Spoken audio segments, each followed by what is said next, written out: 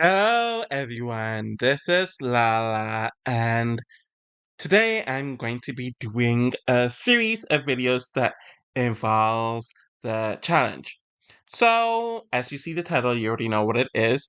I did this with the Big Brother alumni twice, and I've been getting more into the challenge, clearly just from the last several videos that I've published on both channels. So, it is definitely fitting for me to cover race on this show. And of course, I started working on this right when Black History Month ended, so happy belated Black History Month, everyone. Though, depending on when I publish this, it could have been well after late February, early March. Anyways, I wanted to go over the history of Black people, or mixed people with Black ancestry on the show to talk about certain nuances or whatever. And I do want to distinguish that there is a difference, and acknowledging that there is a difference isn't a bad thing, despite all the gaslighting and virtue signaling that some people want to throw out there, because both groups go through different experiences that the other side won't experience. And I think that should be acknowledged. Okay, so since there's way too many people, I'm not going to go through everyone, but I do have a list of people here that are Black, mixed, and some have the asterisks where I don't know for sure what they are. And I'm just going to go from there. As you see here from the list of everybody who appeared on the flagship program, there are a lot more people who are Black slash monoracial slash unambiguous compared to people who are confirmed to be biracial and or mixed race. And like I mentioned earlier, there are a few apostrophes on some of the people on both sides that I'm not sure about. So it's good that the Black representation is actually Black representation for the most part, instead of mixed people or mixed representation being disguised under Black representation when they should be two separate groups of representation. Just from this list, I have 26 mixed slash biracial people and 72 Black people, with the assumption that some of these people also aren't mixed, but there's no documentation of them being mixed according to my research, hence the apostrophes. So that's a good enough number, but like I mentioned earlier, I'm not covering everyone because that's just way too much, and some of these people have like non-factor edits. So I'm going to remove the one season wonders from the equation. I did some research, and most of the women who have apostrophes that are bracketed are mixed. The likes of Brianna from The Ruins, Alicia from Vendettas. I didn't even bracket Naomi from Battle of the Exes one, but she can't as well. They're all mixed with Latina, and from what I assume, their Latina part is non-black, so they are mixed. I'm not going to change much of the numbers right now since they're like 1 to 2 season wonders, so it really doesn't matter in the grand scheme of things. But I kind of just wanted to make that correction, though you probably won't see that in the photos or in the visual that you're seeing right now. So now here is the list that I did just based on blacking out the people who only did one season. And just from me taking out the one season wonders, we have 19 mixed people taking out 7 one season wonders in the mixed group, and 34 black people taking out 38 one season wonders. So I literally moved half of the people from the black group, i.e., taking out 38, with there being 34 left. These numbers between the two groups are getting closer to being more balanced. It does make the two groups a bit more balanced, but it also shows that a lot more of the black challengers end up being one season wonders in comparison to their mixed counterparts. Though I guess that makes sense since there are so much more of them compared to the mixed people. So now that I did that, I'm going to do the same thing for people who are 2 season wonders, and this includes spin-offs. Since I've made it clear from my past challenge videos that people who did 3 seasons are hardcore vets and they have enough of a sample size to really work with or work from. So now we got to the people who did at least 3 seasons and are hardcore vets at this point. So, based on the criteria, I moved 3 people from the biracial slash mixed category that are 2 season wonders, leaving 16 people from that group, and I removed 11 people out of the 2 season wonders of the black group, leaving us with 23 people. So, the total amount, with me adding both people from both groups, are 39 people overall. So we have 39 overall veterans that are either black or mixed with black. So 16 out of that 39 for the mixed group causes for a 41 percentage point of the Afro-descendant population, and 23 out of 39 people for the black people causes for a 59% of the Afro-descendant representation to be black. So overall, it's a pretty split balance, give or take. So now I'm going to go over things in order. I don't know if I'm going to talk about the specific seasons in order or talk about the cast members in specific or in chronological order based on their debut. And I might talk about them 1 to 2 season wonders. And honestly, just from looking at both groups, you can definitely argue that a lot of the most notable black people on the challenge are some of the mixed ones. So people like Coral, Aneesa, Darrell, Jonna. So we definitely do have some notable people that are black, though they're kind of from the more recent seasons, like Leroy, Kam, Nehemiah, and some of the others. But that might be something that we talk about as the video continues. Technically, the first black person to ever be on the show, even though it's retroactively, is Cynthia, and she was definitely one who was cast for her humor and her sassiness, which we especially saw on Road Rules All Stars, though that was a quick 5-episode little special.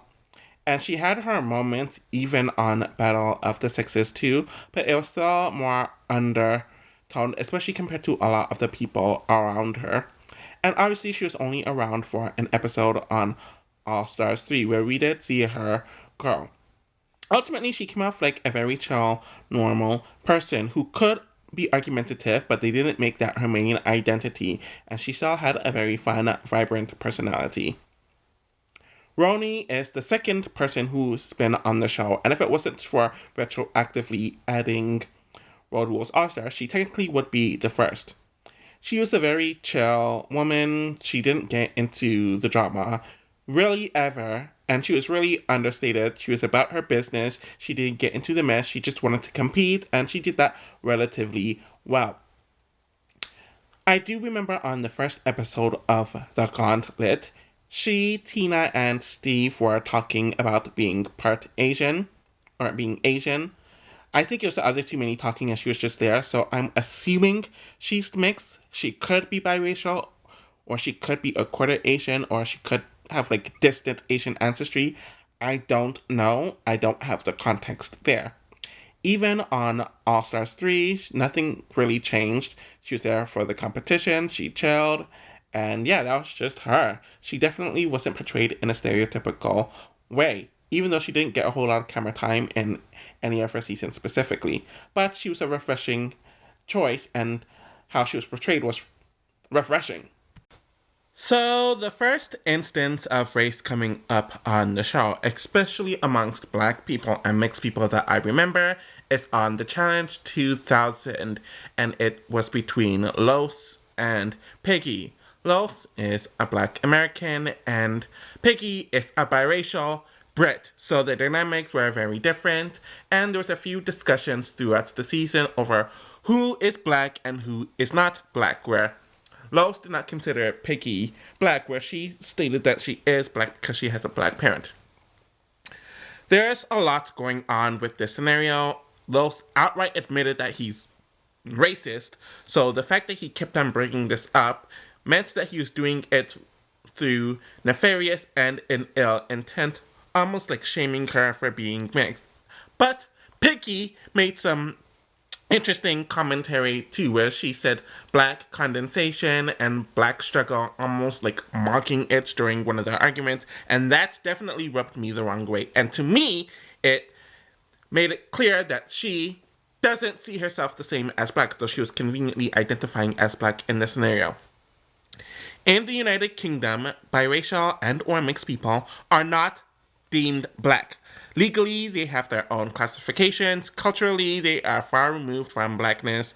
They have their own identity, and that's always been the case. And just by looking at her, the only quote-unquote black feature that she would have is her coarse hair. But obviously, just from looking at her, she's not going to have the experience that an average black person is going to have.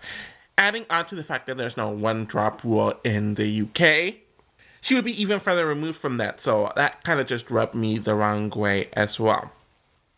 Overall, this was definitely an argument and a talking point that came up throughout the season. I was definitely uncomfortable to watch, since it's clear that neither one of them were emotionally intelligent or mentally intelligent enough to have the proper nuance to actually have this conversation. In addition to the obvious racial differences, I have to point out that there's a diaspora difference as well, with the Black American and the Black Brit or the mixed Brit dynamic. And this comes into play because the two areas sees blackness as something different, where Black Americans tend to follow the one-drop rule, where there's absolutely no such thing with the British people in Britain, and you can kind of see it by their behavior and how they identify with blackness, and their history in each of those countries are kind of different as well. So yeah. So I'm going by chronological order, which means I have to focus on the people who did Extreme Challenge next. And the only two people that I'm really going to talk about is Laterrian and Syrus. So with Laterrian, I do feel like he kind of had two phases when it comes to his portrayal throughout the challenge series, where the first one, which was during his flagship one, he was essentially portrayed as the lazy, unaccomplished black guy, where his poor performances in the dailies were talked about a lot, especially during his last two seasons, and he's kind of just seen as like a goofball or kind of like naive on Extreme Challenge as well. But during the second part of his career, which is the 3 All-Star seasons, he was portrayed as very, very, very aggressive in the way he spoke, how he handled himself in physical eliminations, only making physical contact, and all of that jazz. So that's definitely something that stood out to me about him. And the two phases of his career. Now, with Syrus, he's been relatively consistent when it comes to how he's been portrayed throughout his time on the franchise, and it's mainly due to him being portrayed as a goofball and someone who doesn't really take much very seriously, and he's kind of just relaxing, he's kind of joking around, and he's very non-threatening. Whether this was during his time on the flagship or the All-Stars spin-off, that's kind of just how he's been portrayed, and it's been consistent for almost 25 years now. I almost forgot Ayanna, which is so ridiculous because she's such an unforgettable person. Obviously, her first season was Extreme Challenge, and she ended up getting kicked off very early on because she punched or slapped Christian. The context of this is that he was saying the N word, and obviously, a white person saying the N word infuriates her as a black woman, as someone who is so pro black like she was, so that's how she responded. But then everyone told her that she was wrong because violence isn't the answer, and it really isn't the answer, and he was only saying it because the black people around him were saying it, and he was trying to learn the culture. She didn't like how she was being attacked for how she reacted because something triggering happened to her, and he made her feel triggered. And there's so much nuance to the discussion, and then adding on top of the fact that her mother recently passed away from cancer, so she's still mourning and grieving. I don't want to say they demonized her, but I do think the situation probably would have been handled differently had it happened in the more modern days compared to 2000 when this filmed. So there's that element. And then even on her other seasons, they kind of made fun of her riddles, her rants, her passionate speech, and her orating skills, where she was just very passionate. She knew how to weave a story. She put a lot of passion in everything she said. Even when she was eliminated on Battle of the Sexes too, she was like, I slammed in my uniform today. None of y'all had my back. I wanted to win today. And stuff like that. People looked at her like she was this crazy person. And of course, she got the angry woman edit there. Especially when she went with Aneesa later on in the season. And then Ayanna kind of just quit and she was checked out because she didn't like the foolishness that was happening on the first Battle of the Sexes. We wouldn't see her for about 16, 17 years where she came back on All Stars 2. And she was still very funny, but there's still something about her that triggered a lot of people. Especially with how she handled the braiding situation with Sophia, where she didn't take Sophia's traumas when it comes to having her hair braided in a certain way, and I really wasn't listening, and then she felt like Sophia tried to set her up to reenact her trauma in some very weird way. And then Ayanna kind of used this to target and send Sophia home. And then there was the situation with the salad incident where the gist of that initial argument, which led to her arguing with Jasmine, is that she was calling Jody out for her white entitlement, which, yes, a lot of white people can be entitled, but the context of what happened had nothing to do with white entitlement. It was essentially Jody's salad being eaten, she was complaining about it, and then Ayanna was trying to gaslight her. And then we have to get to the situation with Janelle, which it started on All Stars 2, but it reinvigorated on All Stars 4, where Janelle's blackness was questioned, where she didn't see Janelle as black, and she said Janelle didn't look black. Apparently, this happened a few times, and honestly, like I mentioned in my review and in another video, I'm very mixed on this, because whenever black people identify who is black and who is not, and when mixed people aren't centered in that, we are attacked, we are deemed the bad guy. We are acting like, or we're told that we can't gatekeep, we can't identify ourselves, we can't have a space of our own, and that anyone who is mixed or has a drop of black is black due to the stupid white supremacist one drop rule. There's so many layers to this. But she apparently said some additional commentary where she allegedly said that Janelle was racist for marrying a non-black person or a white person, though I don't see why that would even matter. And then she apparently said something similar about Jasmine marrying a white man and having mixed children. And then her and Kam went back and forth a lot, where Kam's blackness might have been questioned. It's hard to talk about this situation because no one knows exactly what was said, because they completely edited out the situation, though she was still given the angry, crazy black woman edit on both All Stars seasons.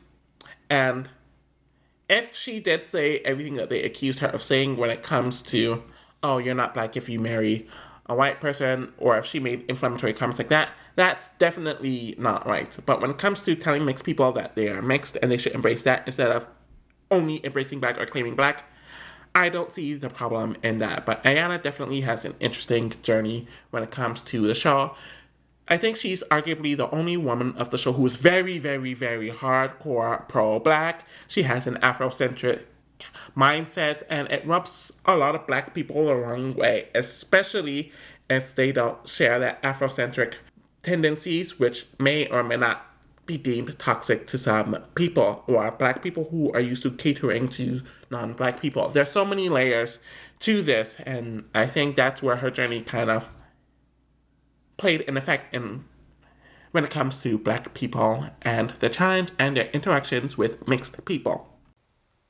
It's not going to be very common where I talk about one season wonders in this video, but I do feel like Stephen from Battle of the Seasons 1 has to be an exception to this During his short time on the season, he is seen picking fights with several people in the house. He's trying to rummage his way aggressively through some challenges where it's relatively unwarranted, and a lot of people didn't like him on the season. But this was due to the history of him slapping a woman on his Real World season, and they just saw it, so it was definitely a trickling effect from his Real World season there. There was also conflict between himself and Coral throughout the season, and then he mentioned his family members as real black women compared to her, though I don't think he said that due to whatever admixture she has. I think he said that because he felt like she wasn't acting like a proper or a classy black woman. So that's all I have to say about him. And now we are moving on to Coral, who is arguably the first big black or blackish person on the challenge history, going on a chronological order.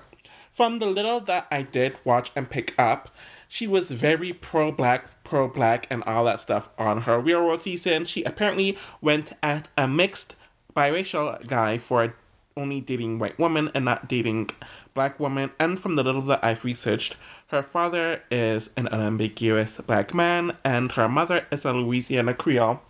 Obviously, Louisiana Creole isn't a race, but when you think of a Louisiana Creole, you are more often than not thinking of a mixed mulatto person. Though you could be an unambiguously black person and being Creole, or more white leaning and being Creole. So Coral's definitely an exotical. You can see it in her appearance, where she definitely has some non-black features and she has some black features, but she isn't biracial in the typical sense of having like a white parent or a black parent and a black parent, or an Asian parent and a black parent. So she's definitely in that multi-generationally mixed area. But throughout Coral's reality TV career, especially on the challenge, she called herself black several times, and she was very proud to call herself black as well. What I did find interesting is that she accused that other guy on her Real World season of not being pro-black because he only dated white women and wanted nothing to do with black women. But on the challenge, a lot of her hookups and romances and showmances were with white guys, and I do know she has a child with a white guy. So I'm wondering if a part of that was deflection on her part when it came to that guy on her Real World season. Of course, Coral has a very strong personality. She is very vocal. She is very funny with what comes out of her mouth. Due to that, she's not one who's going to hold back whatsoever. She's also a natural leader. She goes after what she wants. She has this way of bringing people in so they can follow her and so they could align with her. She got very involved in the strategic elements of the game. From her very first season, Battle of the Seasons 1, this continued on the Gauntlet 1, even though there were a few times where she was sent into elimination and she was on the bottom because she wasn't performing very well. No, she definitely had a way of swaying people even on that season, and she made it to the end, though things were relatively rough for her. And she did get into a few arguments on that season as well, even with Mike the Miz, which was definitely her most important interaction throughout her reality TV career. On the Inferno one, this definitely continued, and can definitely see Julie trying to weaponize her Karen antics against Coral to try to make Coral hit her, and so she could go home. And then on Battle of the Sexes 2, she definitely got into it with a few people. I remember there's that incident with Robin and Eric, where they essentially made her out to be that aggressive black woman who was going after this dainty white woman. They thought her mouth was filthy, and she always got that type of commentary, though there's never anything said for any of the white women who made similar commentary as well. And then, obviously, in her final season, The Gauntlet 3, this was definitely used against her, and despite her performing pretty well on the challenges, they saw her as a weaker woman, but they did that because she was very opinionated and she was seen as an older veteran by that time, since a lot of the new Rookie Era 2 people were taking over the game at that point, and they saw her as old goods.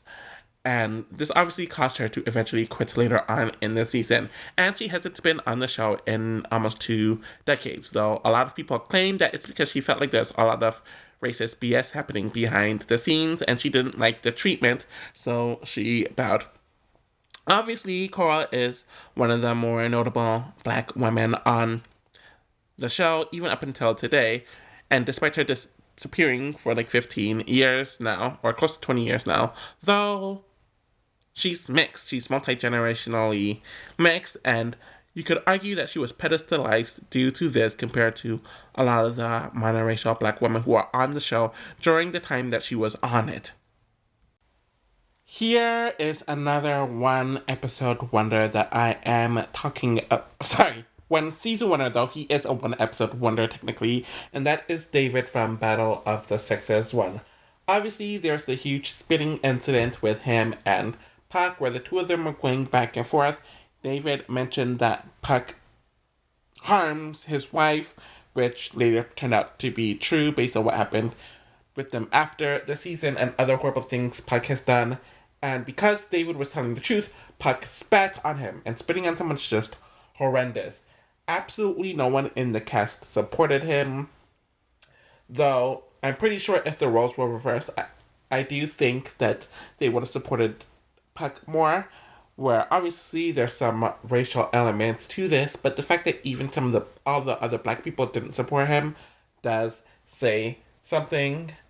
And then people mentioned afterwards that apparently David did spit on Puck back as revenge, though he also spat on a few of the other people while they were filming the intro, and they really weren't supporting him because because they felt like he was holding back production, and then he just kept on bringing it up after they all agreed to move on.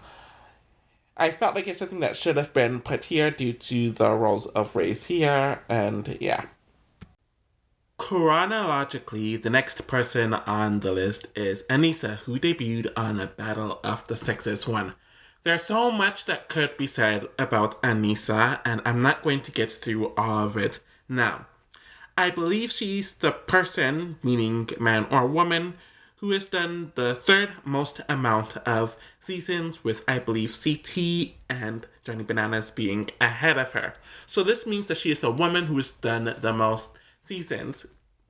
And according to the one drop rule, she would be the quote unquote black person who has done the most seasons. And due to people's obsession with upholding this weird one drop rule, whenever you think of a black challenger overall, but if you want to specifically talk about black women or black female challengers, you will think of Aneesa. But the thing is, she's a biracial woman. Aneesa has always identified as biracial, and she has always identified as all parts of her, which is actually what I respect about Aneesa. Her father is a black West Indian, so black Caribbean. I don't know if this is like a black Latino or a black Anglo-Caribbean or Franco-Caribbean. That part's not really discussed. And her mother is a white Jewish woman. Obviously, throughout her very long career, she's had many confrontations, arguments, and she definitely had her very sassy moments.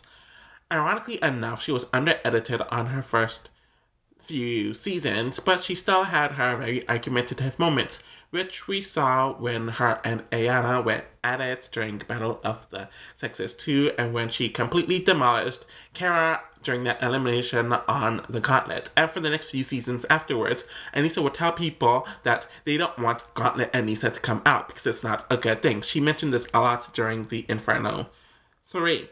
So people were very aware of this, and you could tell that casting definitely liked it, which is why they consistently casted her over and over and over and over and over again. Unfortunately for Aneesa, she has had her racial identity attacked more than once on the show. The first incident involved Robin, who has her own history of racism going back to her Real World season, where Robin got tired of Aneesa over-identifying with everything. She was confused about whether Aneesa is black or white. During this conversation, it also had to do with her bisexuality as well. But I feel like on the edits, they focused more on the racial element. And obviously, Aneesa was very, very, very pissed off about this. And during their argument, Aneesa said this was like the fourth time Robyn has done this. So she's intentionally being obtuse. Robyn wasn't remorseful. She didn't really care whatsoever. And unfortunately for Aneesa, there's a lot of performative white people who are saying, oh, this is wrong, Aneesa didn't deserve that, but when it came time to actually do something, they did absolutely nothing. Not only did they just say it behind her back instead of saying it when the incident was happening, but they would throw her into elimination over Robyn, and when they, i.e. Brad, was called out for his performatism, he kind of just talked around it. So it really just shows that when it comes to stuff like this, you kind of have to handle it on your own. And this is a prime example of white people having children with non-white people, but not doing anything to comfort their mixed race child or really doing anything to help them with this. So I believe this incident happened in 2006, and we move on to another 6 to 7 years where Trisha would essentially do the same thing as Aneesa, but this time I think they focused a bit more on the sexuality part, since Marlon was talking about him being bisexual, Aneesa was relating to him when it comes to that, and Trisha got tired of Aneesa over-identifying with so much, where she also mentioned that Aneesa being black and Aneesa being white, and honestly, Aneesa handled it so much differently here than she did with the duel 2 with Robert, where she pretty much just shut trash out down. She was annoyed. She just thought she was stupid. She really didn't get emotional or was sad about it. And it pretty much ended like that. So I remember there's an incident with Bayleigh and Devyn on All Stars where they were talking about how Aneesa kind of wanted to be the token black person, which is weird because you're biracial and you identify as such, but that's kind of just besides the point. Where Bayleigh was going through what she was going through on Total Madness, and Aneesa kind of told her, oh, I'm the black person on the season. And they had this very weird dynamic and relationship in regards to that, and Bayleigh just didn't like it. And I remember when that incident with Wes and Devyn happened on War of the Worlds 1, with the whole bringing your cousin over or whatever, Aneesa slid into her DMs to Devon's DMs to defend Wes, and she kind of like weaponized her blackness in a way to say, I'm part black, so I have the right to speak on this, and what he did wasn't racist, blah, blah, blah, blah, blah, blah, blah. And I found it interesting because Wes would turn his current antics on her in her DMs during Double Agents, where she had a part in throwing Wes into elimination, and then he went home and he really just turned up the Karen antics. What I didn't like is that a lot of the cast members and a lot of the audience felt very comfortable to talk about Aneesa's weight and her body and making fun of it and determining her as ineligible to do so, though there have been many white people who have just the same size, if not bigger than Aneesa, and no one had to comment on her size whatsoever. And then there's a lot of people who are saying that she consistently gets cast because she fits so many tokens or roles regards to her race, regarding to her sexuality, and stuff like that. And that could be taken in so many different ways. There's so much more that I could potentially say, but it's clear that Aneesa being one of the faces of the show. Oh, yes, I remember. Simone felt like Aneesa was being profiled so much, and she was given a better edit in comparison because she's lighter skinned and mixed. But I'm going to talk more about that when I eventually get to Simone. Chronologically, the next two people are Alton and Darrell, who both debuted on The Gauntlet 1. And Alton is obviously a black man, and Darrell is mixed with black, but if you went by the edit of the show, you wouldn't know that at all. And I do find that interesting because his mother, which is whom he was primarily raised by, is a Mexican woman. I don't know if she's a mestiza Mexican or a white Mexican, but either way, Darrell is mixed race, not black. I will say that Darrell identified as black a lot throughout his time on the show. He'd say stuff like my black ass, my black self, blah, blah, blah, blah, blah, blah, blah. And I do think one of the reasons why he does that is because he is black presenting. Just by looking at him, you wouldn't really immediately assume that he was mixed. Though I saw a younger picture of him where he had like 2A hair or whatever, and it's like, oh, who is this nice little Indian boy? Because I thought it looked like a dark-skinned Indian boy. But then they showed the next picture, and it was Darrell with how he normally looks. So I'm wondering if he intentionally shaves his hair so he could look more black, because if his hair grows out, it gives away the admixture, or he was going through some balding issues and just shaved it off very early on, like in his 20s. I don't know. But, yeah. When you think of black men on the show, you will probably think of Darrell, because I believe he did the most seasons out of all the men of black descent, and he won his first 4 seasons, which is very, very impressive, even though 3 of the 4 of those were on team seasons, but no one else who were on team seasons won that much, or it's very, very, very rare. And he was seen as arguably the best player up until that point, at least within like early to mid era too. But when you watch those actual seasons, he's not really platformed much. He isn't given much of an edit. And I don't know if it's because they felt like the white challengers of those seasons were more entertaining than he was, or there's some racial bias when it came to the editing.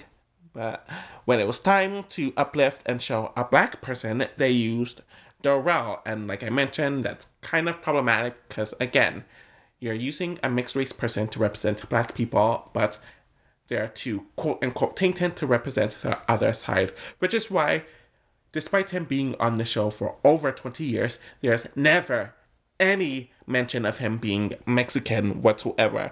Though it seemed like they improved on that with Kyland, who has the same admixture as Darrell does. But yeah, they definitely erased his Mexican side on the edit. Or maybe it's just something Darrell didn't feel like talking about.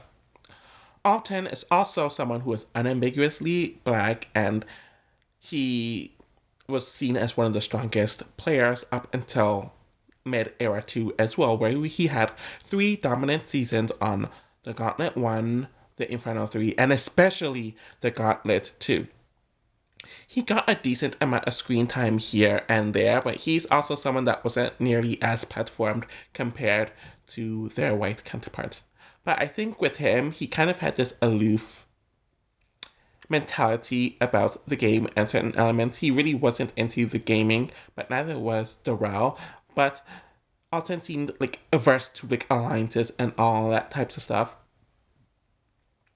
He had his moment of drama here and there, especially on his first season, and apparently he was an F-boy on The Real World, but he was kind of similar to Landon in the way that he was all about the game and competing.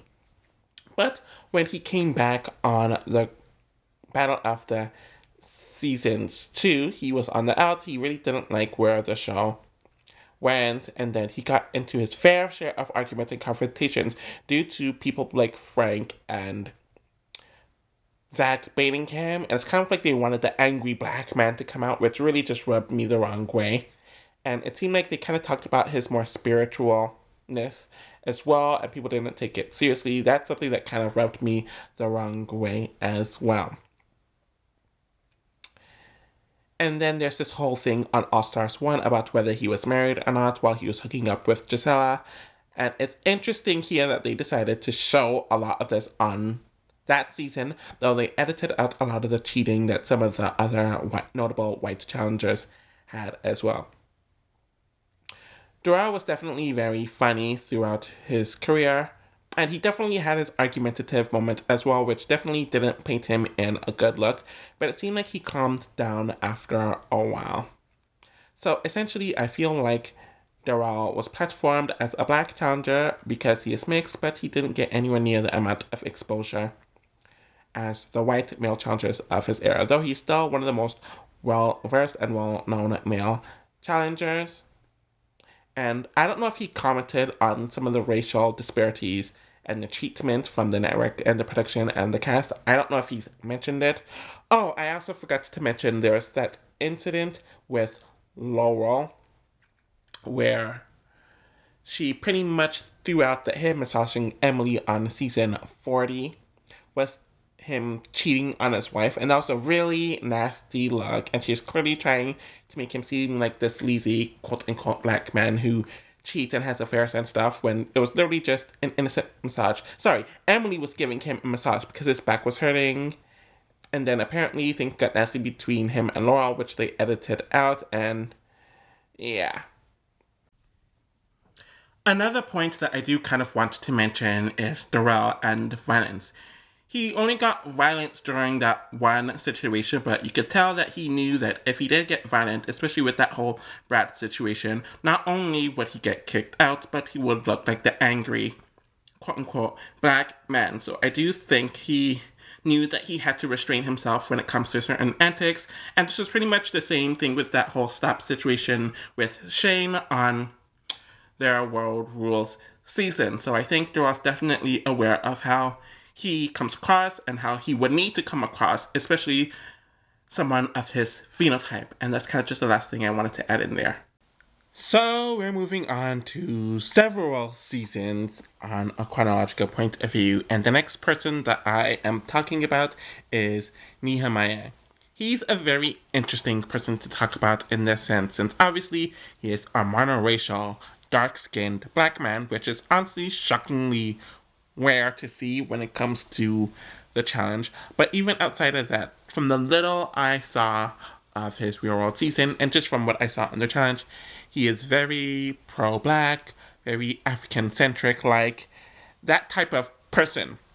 And obviously, he has delved into his spirituality a lot throughout his reality TV career, which we saw a lot on the show. And I do think that it's why it was hard for him to kind of fit in with a lot of the white men during the era that he was playing on the challenge. Obviously, he was on the out of the duo too, and he was aligned with Wes, who's literally his best friend.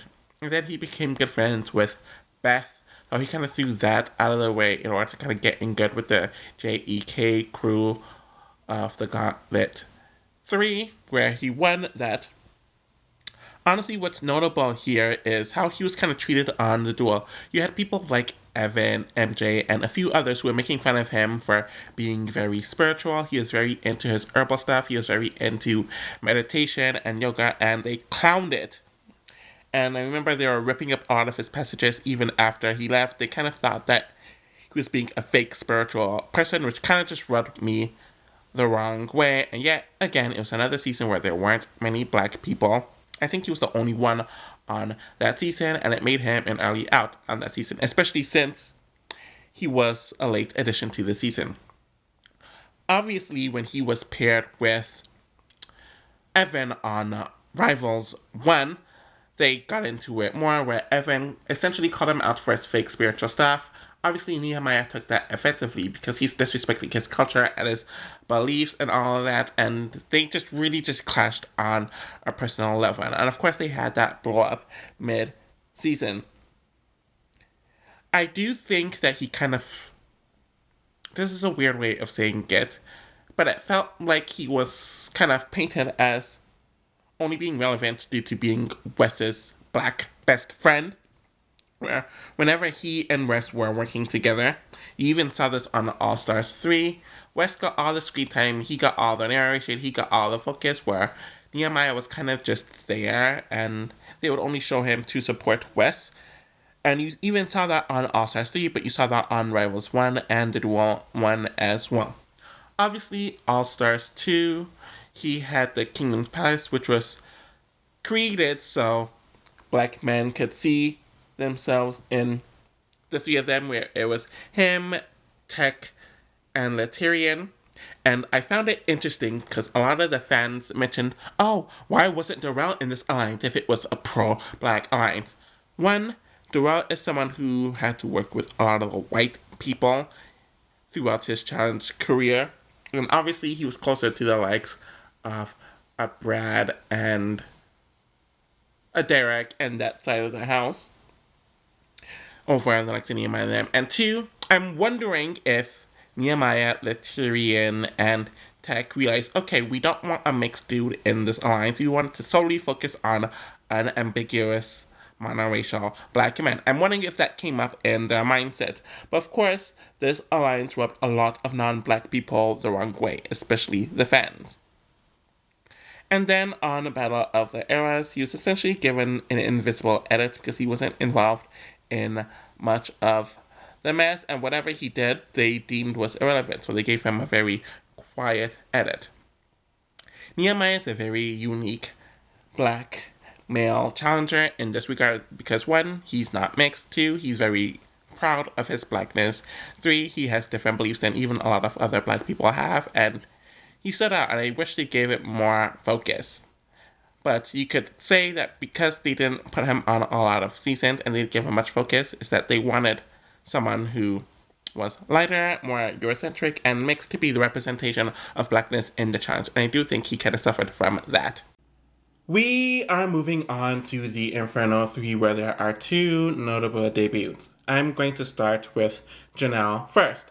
Honestly, during her time on the main flagship show, she didn't get much coverage, even on the Inferno 3. She had a few tips here and there, but there's really nothing that significant about it.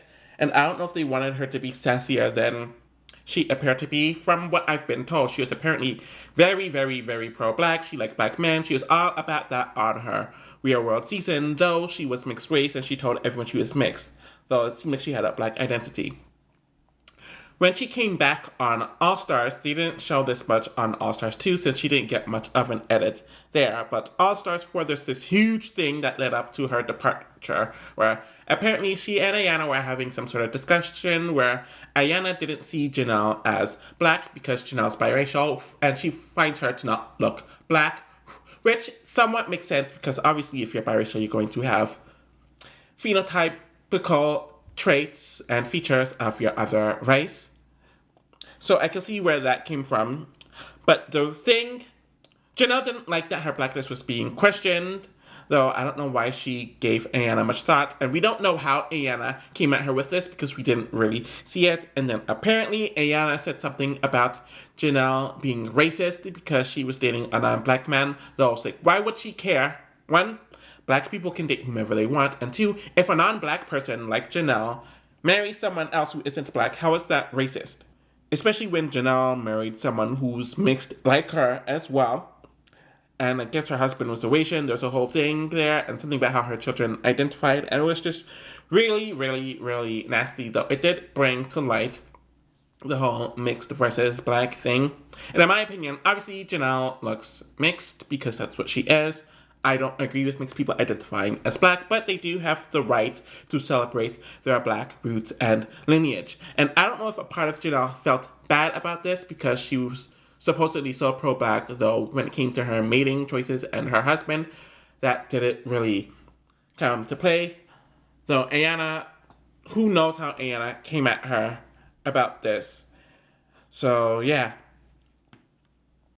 Tyrie got like 6 to 7 seasons, so he's been an early boot on all of them. And the fact that they kept on bringing someone back who didn't have any success in the challenge, he never made it to the end game, he never won an elimination. A part of me felt like they did this because they wanted us to laugh at him. He was kind of like a minstrel show where you bring back this goofy black guy who has no success and who keeps on flopping, so I'm wondering if that was intentional on their part. Whenever Tyrie was around to do something, we always saw him getting into an argument with someone, and he definitely gave him the angry black man edit. Tyrie has been on record stating that he didn't feel like he got treated that well by the castmates because they were majority white, and especially with the men, they had this brow-centric white guy attitude where they could say whatever they want and hide it under the guise of a joke, though it was really just cool. But he wasn't going to be the one to put up with it. But other black people, and he specifically referenced Leroy, would put up with it. So I think that kind of adds to light Tyrie's journey on the show, where he was either seen as a joke or an angry black man, editorially. So, the last notable black person, or at least a person of black ancestry from Era 2 is Brendan, who debuted on Fresh Meat 2. I always felt like they didn't really know what to do with Brendan. They clearly gave him several chances because he was a bit more notable. He did get into that fight with Danny on Fresh Meat 2, and then he drank a drink right before his elimination, causing him to DQ, and then he had that storyline where he was consistently thrown in by the red team on his second season, Cutthroat. Some might say that it was due to him solely being a newer player, despite it being his second season, and others mentioned that it might have been due to him being the only black person on the team. So putting those two variables together, it just made it very easy for him to be thrown in and to be the outcast on that team, where he was sent home after the midway point after winning 3 eliminations. And apparently he mentioned that Camilla was stating racist comments to him and giving him racial slurs around this point in time too, but they edited it out, and we all know that they edited it out because they didn't want to hold her accountable, and they thought that this commentary was okay. And them editing it out wasn't at the benefit of Brandon, but at the benefit of Camilla. And it really kind of just showed how they didn't really care to make black people feel safe. He was also another person who mentioned that he would call out the insensitive or racist antics that were happening on these seasons, but he didn't get much coverage and he didn't get much support from the house, even compared to other black people on the show, which is really unfortunate, and it really does show the mentality of some black people where they feel like what they need to do is align with whiteness or to get in, to fit in, instead of standing up for what's right or to stand up for their identity. Brandon really kind of just never caught on after that, and he was almost always an early boot, which we saw on Battle of the Seasons 2, where Camille was even acting weirdly with him, and Free Agents 2. He did come back after several years on All Stars 4 and Battle of the Eras, but he didn't last long on any of those seasons. And All Stars 4 was a season where a lot of black people went home very early on in the season too. So I literally forgot a very, very, very big one. I published it and I didn't realize that I completely forgot about this person, and I wouldn't have remembered that I forgot about this person if I wasn't watching the infamous episode on Battle of the Exes 1. So we have to go back before we get to, obviously, that horrific moment. So the last person, technically, that I'm going to count on this video for Era 2 is Ty, who made his debut on Cutthroat, and just from that season alone, he came off horrendously and was mainly due to his antics. He picked fights with anyone that he could throughout the season. He tried to claim that it was because he was trolling everyone, but he really just came off like the angry black man, and it really wasn't a good look, especially because he told Kayleigh that he would hit her a few times during their argument, and I don't think anyone on the show has ever said that. So, not only do you look like the angry black man, but you look abusive based on your own words. Horrible. And then, obviously, he was propped up to be this huge competitor, like he was going to do something because he has huge muscles. But in his first elimination, he completely flatlined, which we saw on Cutthroat, and he didn't really do anything there. His second season, Rivals 1, he wasn't there long, but that didn't stop him from getting into a lot of drama. And we saw that where he literally was provoking Leroy's partner. What was his name? I think his name was Adam. Yeah, I believe Leroy's partner was Adam. He was actually, no, outside of Adam, he was provoking several other people into arguments. He was poking at them. And I think this is like night 1 or night 2 of the season. So this pissed off Leroy's partner to the point where he went at him twice to hit him. Ty's like, ha ha ha ha ha ha ha ha. So he literally was enjoying the moment, and he's saying that he wanted to get hit. And then the second time, Adam did end up punching Ty, which caused him to go home. So that was his main memorable moment on that season. And he was eliminated immediately afterwards, because I believe he was like the second male pair to go, and he didn't do much else outside of that. Obviously, his big season is Battle of the Exes, one where he was partnered with his ex, Emily, from their Real World season. And this is an interesting season for him in a few ways. One, it was clear to me that he was toning down the drama, as he really didn't get into it with anyone during most of the season. He wasn't picking fights with people, he wasn't agitating anyone. So I don't know if it's because he generally learned from his awful behavior, or he actually was aware of how horrible he looked and he wanted to appear better, or a combination of both. His main thing on this season, outside of the moment that I'm going to get into very quickly, is his showmance and hookup with Paula, where obviously Paula had a boyfriend. He knew that she had a boyfriend. He really didn't give a crap because he wanted Paula now. He felt the chemistry between one another. So we saw a lot of tantalizing kisses between them throughout the few episodes that this was focused on. And they played R&B music behind it. And it's clear that they only played R&B music behind it because this is a dark-skinned, muscular black man whose body has been exotified and sexualized for so many reasons that I could or could not break down. But it really goes back to colonization and all that mess, where his body was a tool to profit off of, to exploit, and to sexualize. And there's so much to get into that. But honestly, the fact that they did play R&B music was kind of funny because like you really went out of your way to do this with a black man engaging in a hookup, but you haven't done this with anyone else. And it was the corniest like late 90s, 2000s R&B score too. But obviously he was the seductive black man trope for that, and with the way that they edited it. Obviously, there's the huge moment I cannot believe that I forgot about by the first time. I forgot about this before publishing this video the first time. Obviously, there's the huge blackface scandal, and not only did it involve his real-world roommate and former hookup, Emily, but of course, it involved Camilla. And you notice how she's been in a few of these moments during this video. So Emily and Camilla decide that they're going to put blackface on so they could mock Ty, and he immediately knew what this was, and he wasn't down for it whatsoever. He told Emily that he will never speak to her again, how he wants to quit, and how this was offensive and outright racist. And of course, she tried to initially gaslight him about how he was reacting to this wrong. Of course, Camilla didn't give a crap based off of her racist antics throughout the entire show. Everyone else was completely shocked about this.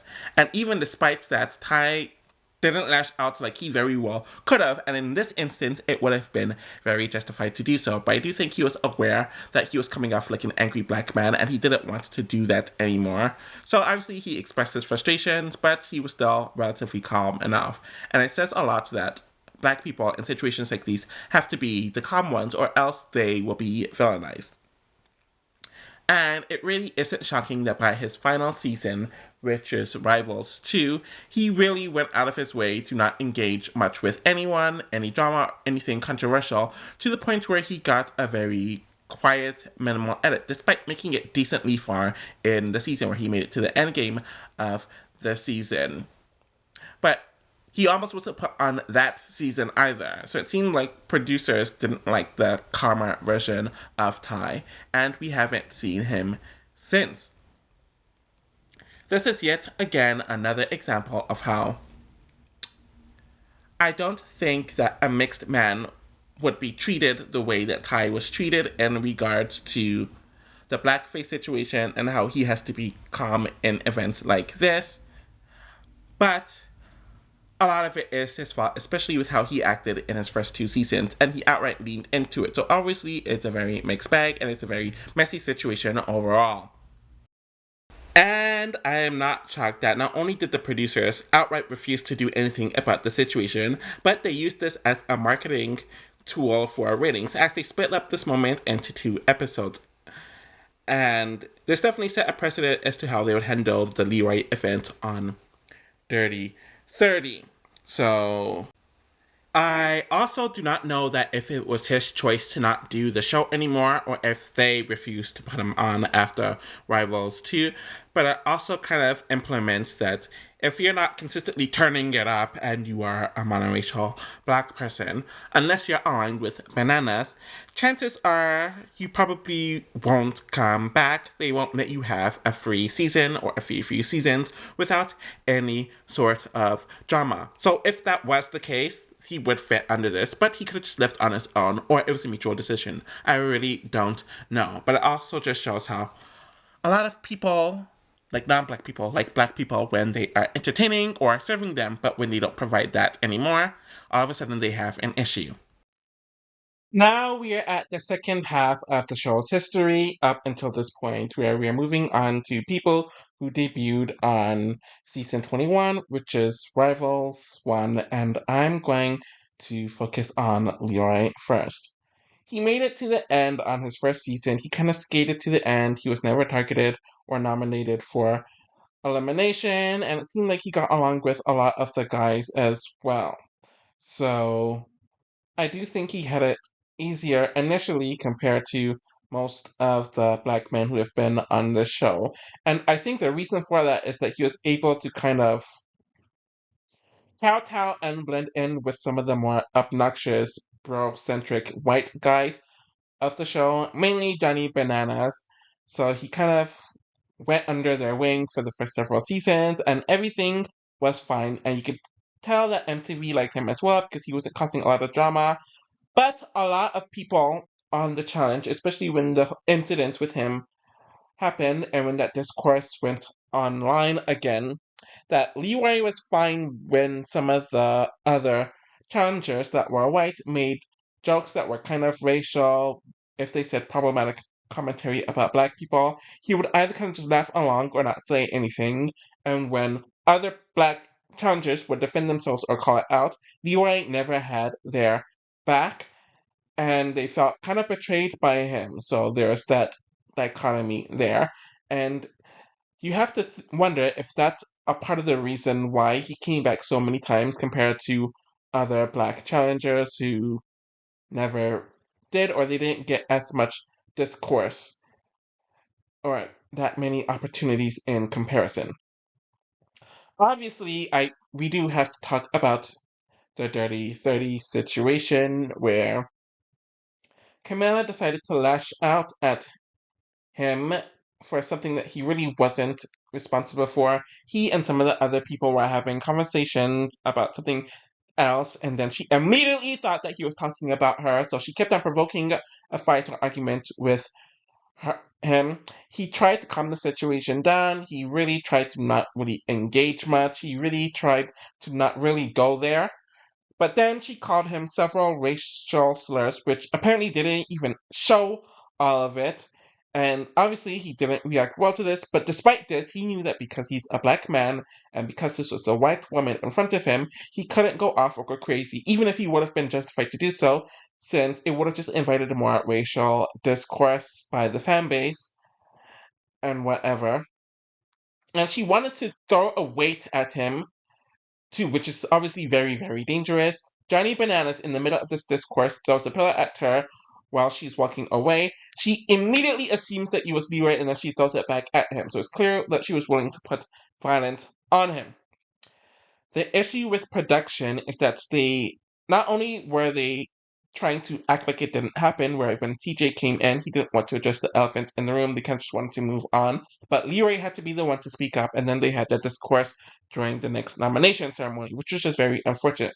But even outside of that, MTV was going to completely edit it out of the show so they could justify bringing Camilla back. But a lot of the cast members complained about it, and they said that if they didn't show it, there'd be huge issues. They wouldn't do the show, they'd call him out, blah, blah, blah, blah, blah, blah, blah. So they last minute decided to include it in the edits, and that's why when you look at the confessionals of that scene, they were in their reunion outfit and they were in the reunion makeup, since they redid it just then. So it showed how really last minute it was.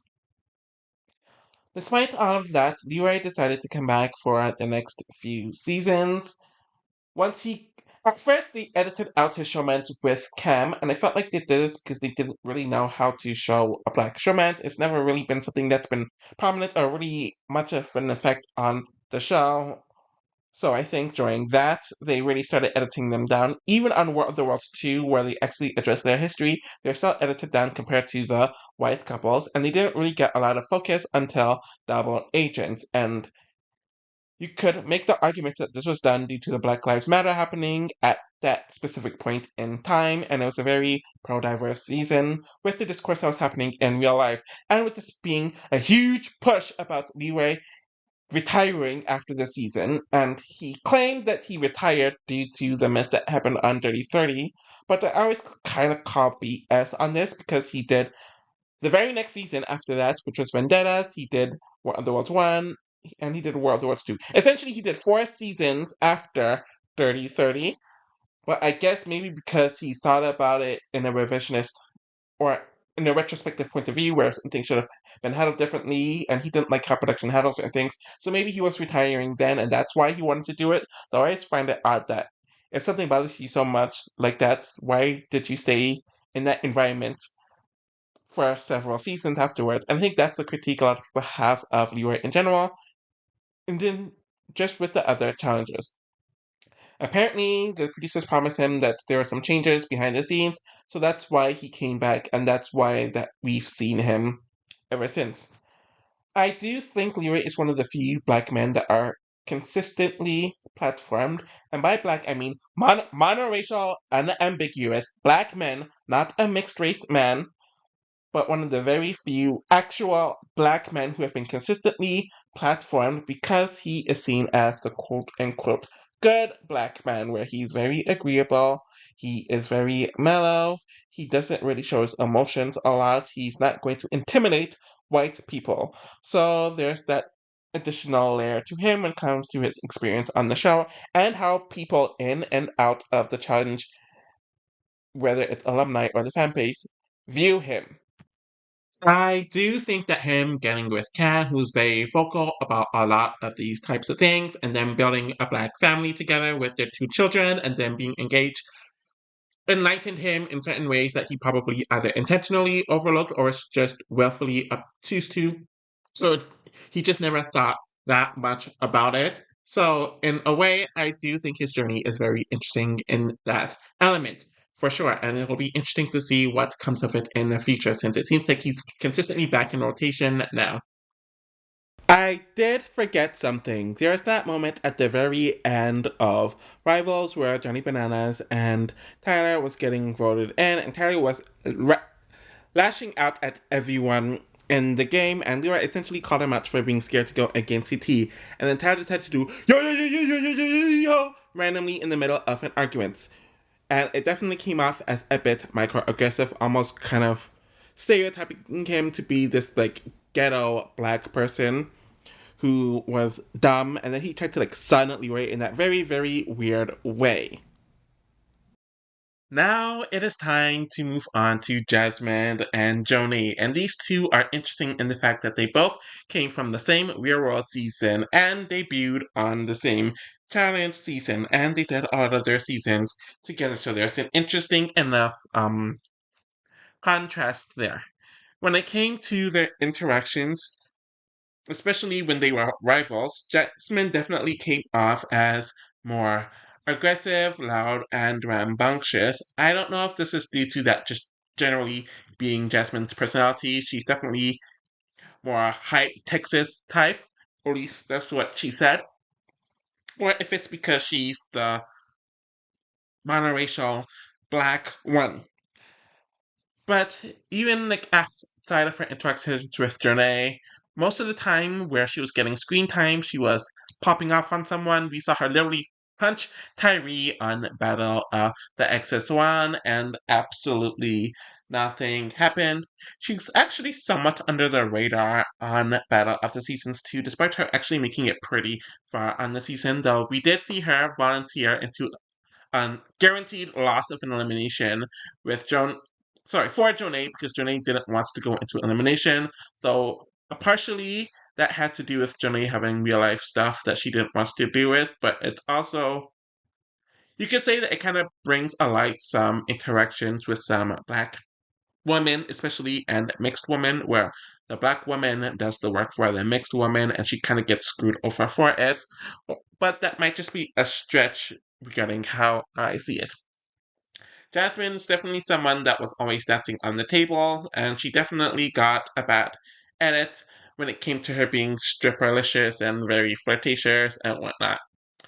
On All Stars 2, she definitely came back, and while she was married, or at least during All Stars 2, not All Stars 4, and she was a mother, she still had her popping off moment, and that will be one of the few times that we did see her heavily focused on edit wise, and it was pretty much the same thing on All Stars 4.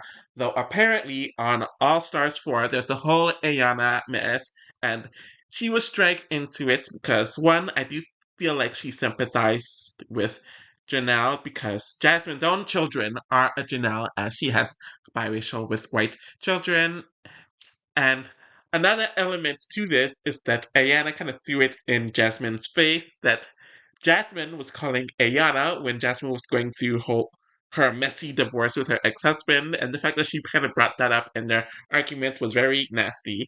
And supposedly what they didn't show is that Ayanna may have called Jasmine racist for dating a white man and having biracial children, and that's just really, really, really, really messy. With Jonay, or Johnny, my bad. Oh yes, I forgot to mention that part.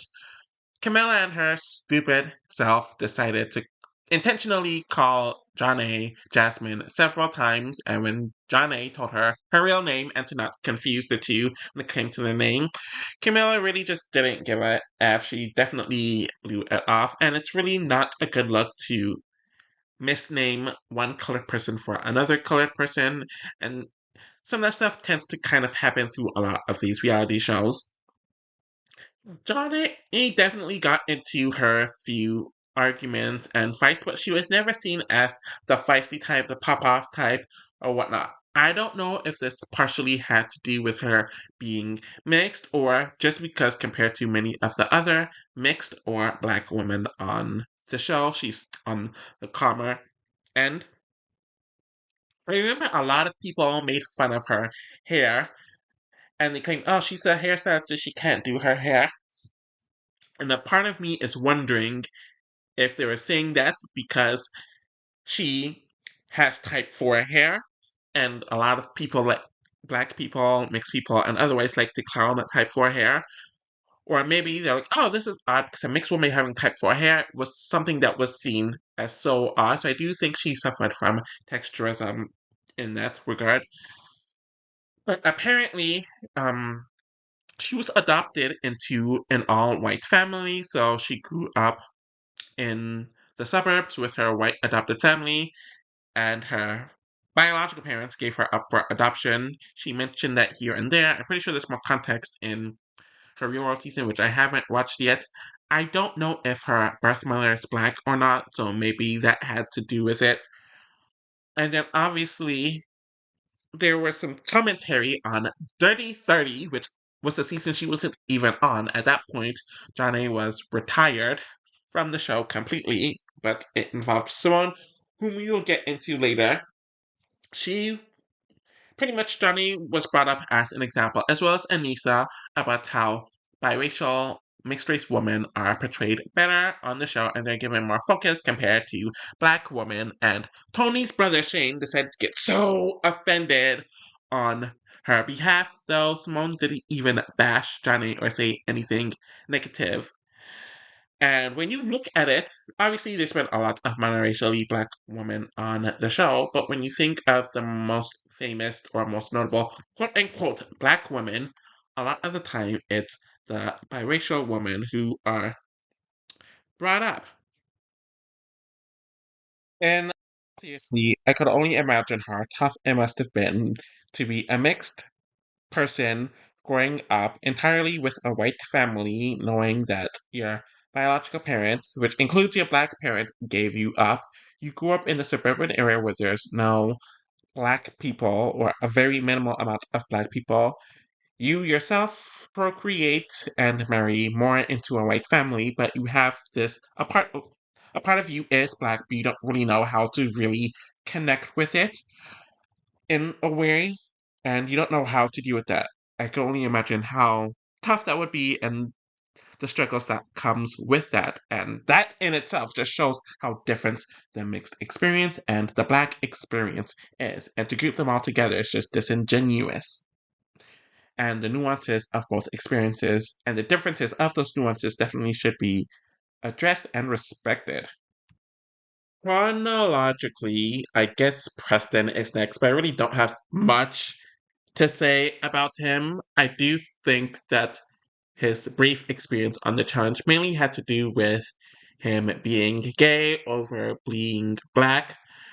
Maybe you can make the argument that because he wasn't the quote unquote stereotypical black person who was either lazy or obnoxious or people pleasing, they didn't give him much of an edit, but that's really it.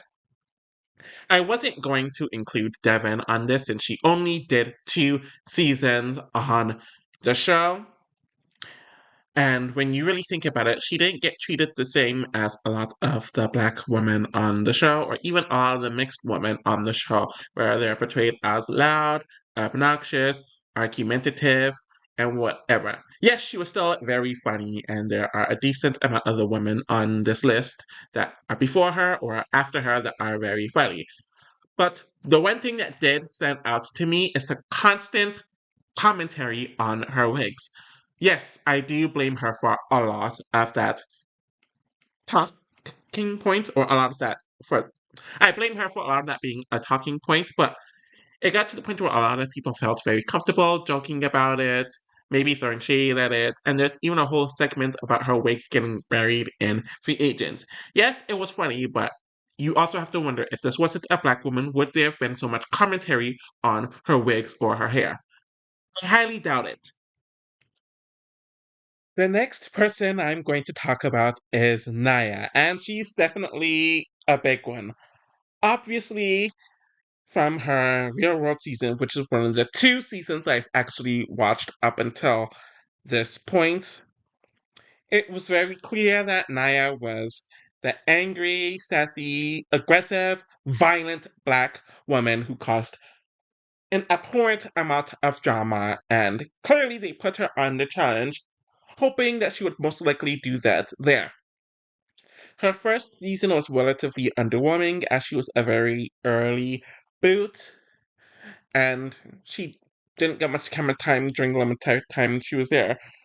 But of course, when she came back for a battle of the Exes 2, we saw Portland Naya, who said some of the foulest things to anyone who crossed her.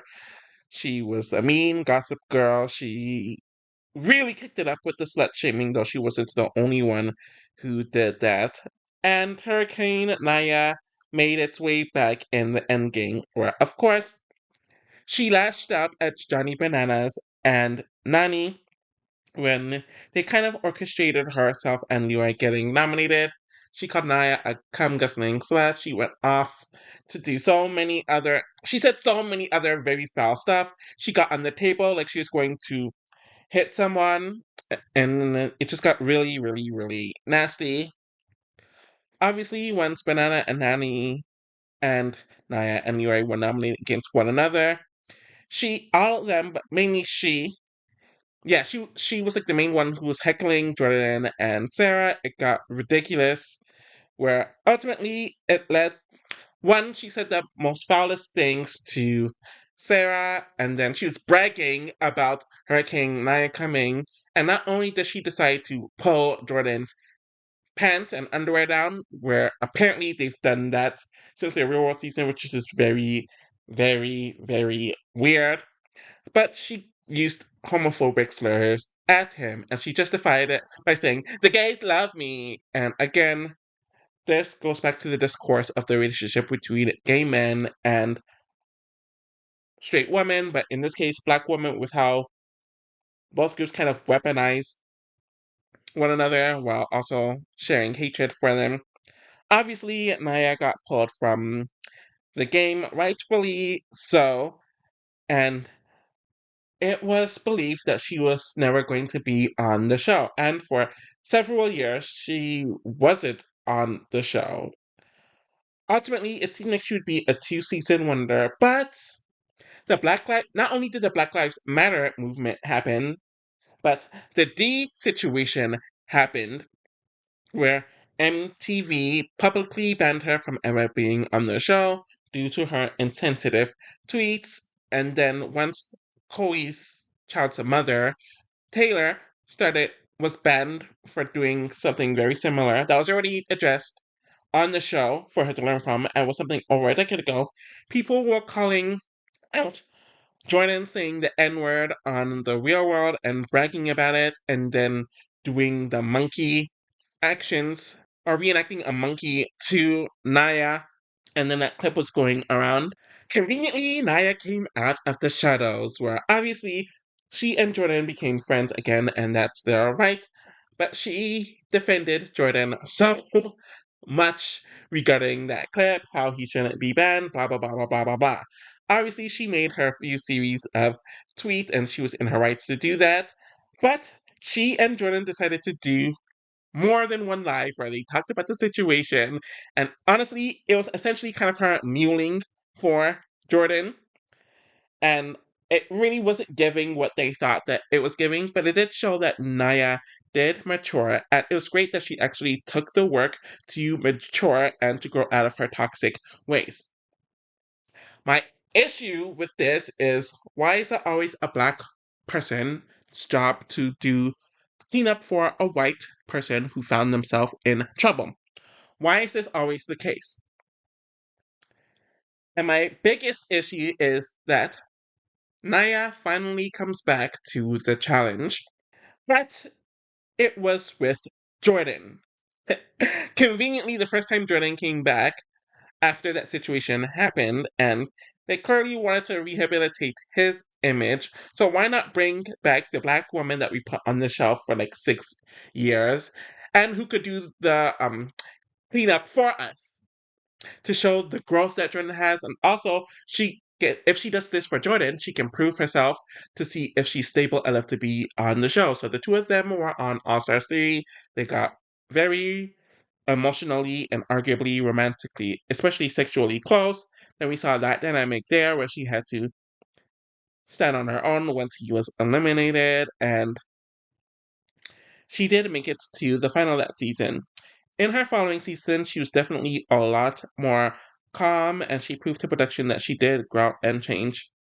I didn't mind her coming back, and my issue is mainly done to help out the white man, and it came off as muling, in my opinion, where yet again get the strong black woman to do the dirty work to make someone else look good, and if you do this favor for us, we'll pay you back in coming back to the show, and that's essentially what happened.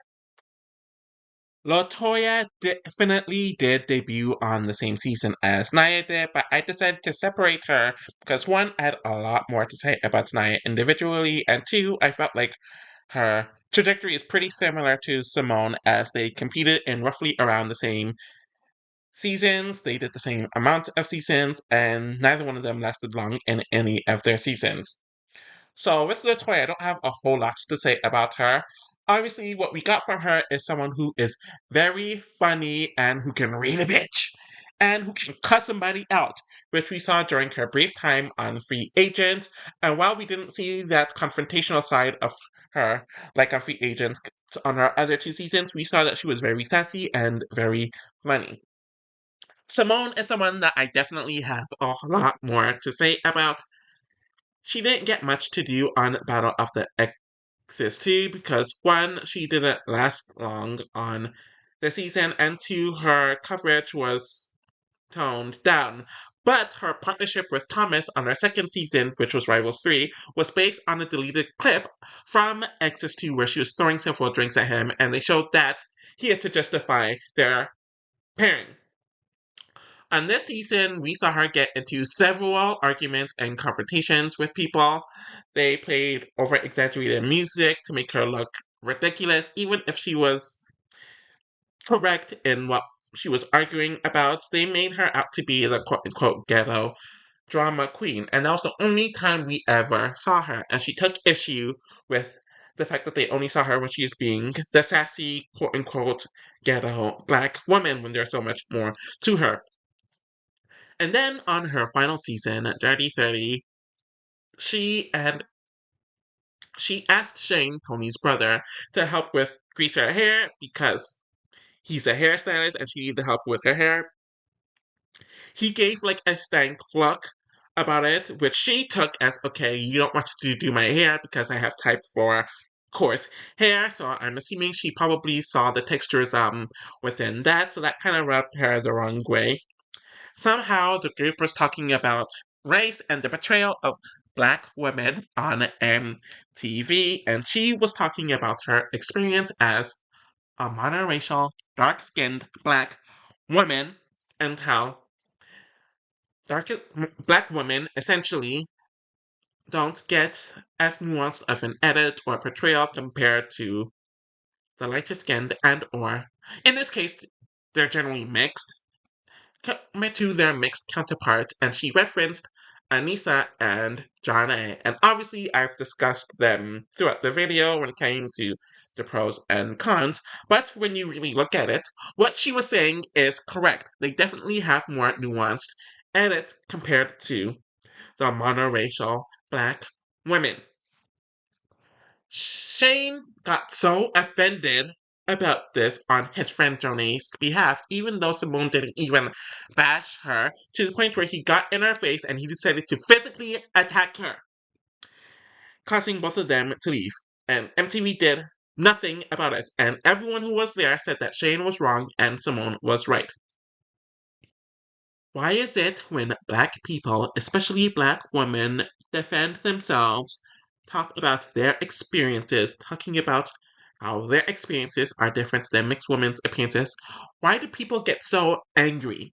Is it because they want black people and black women to mule for everyone else whenever it's convenient and for them to not want their own experiences to be properly represented? Is that the issue?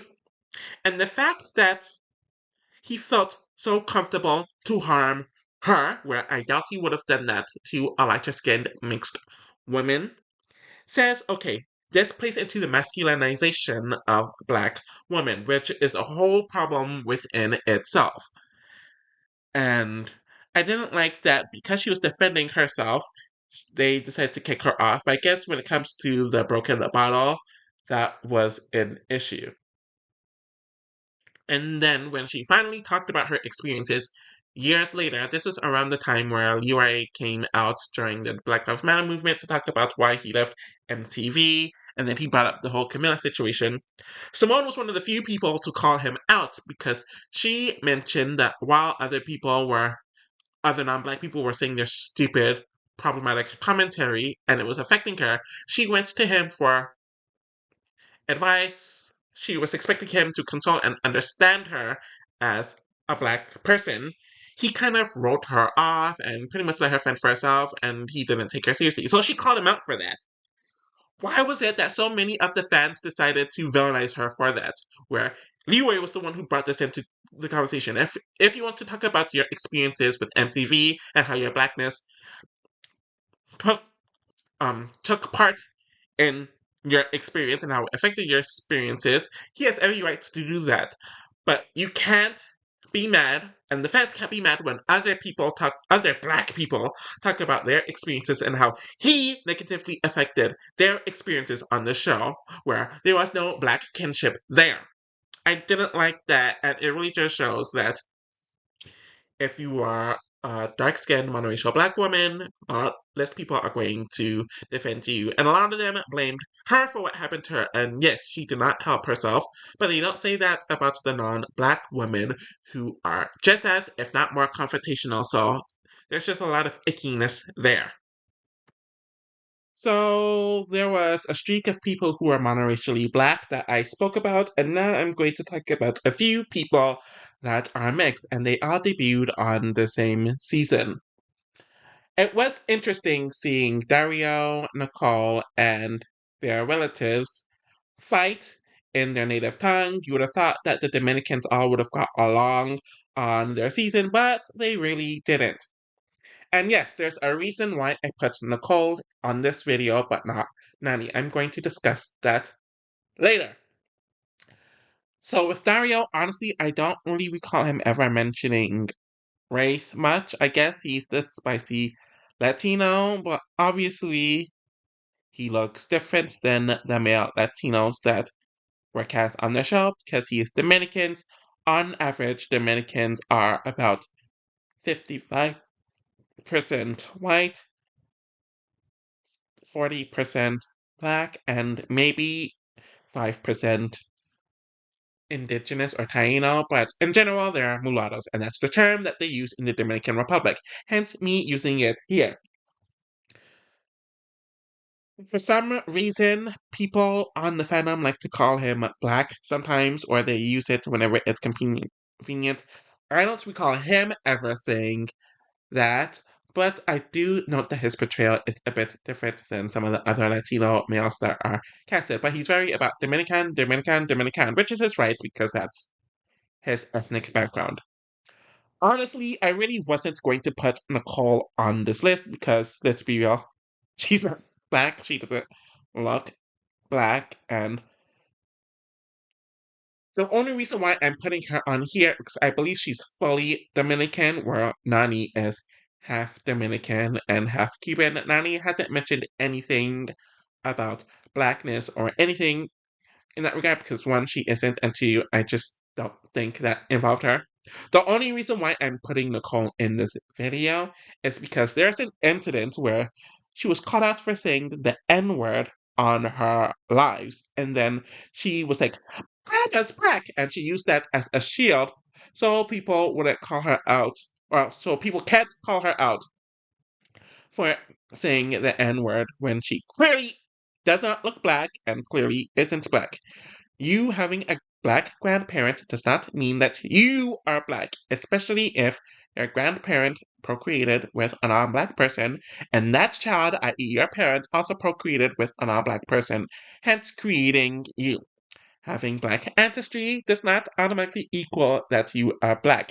It is based on phenotype, it is based on lineage, and having most, if not all, ancestry from sub-Saharan Africa, since black, Negroid, and stuff was based on sub-Saharan Africa.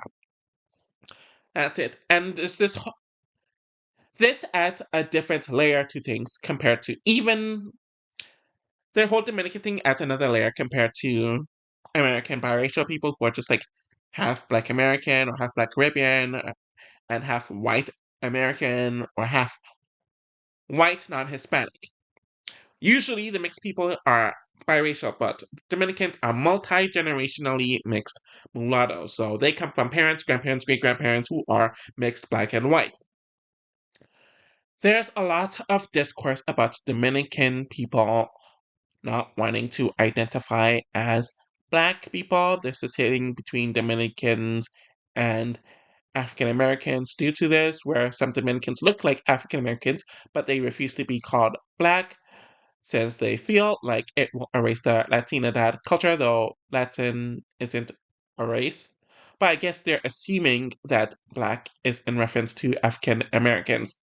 And then there's the layer of Dominicans not liking Haitians, and then there's layers to that when it came to colorism and them seeing Haitian people as black people, and they see black as negative, something you should steer away from, and then the whole pathology of whitening the race or mejorar la raza. Hopefully I said that correctly, I'm not good at Spanish.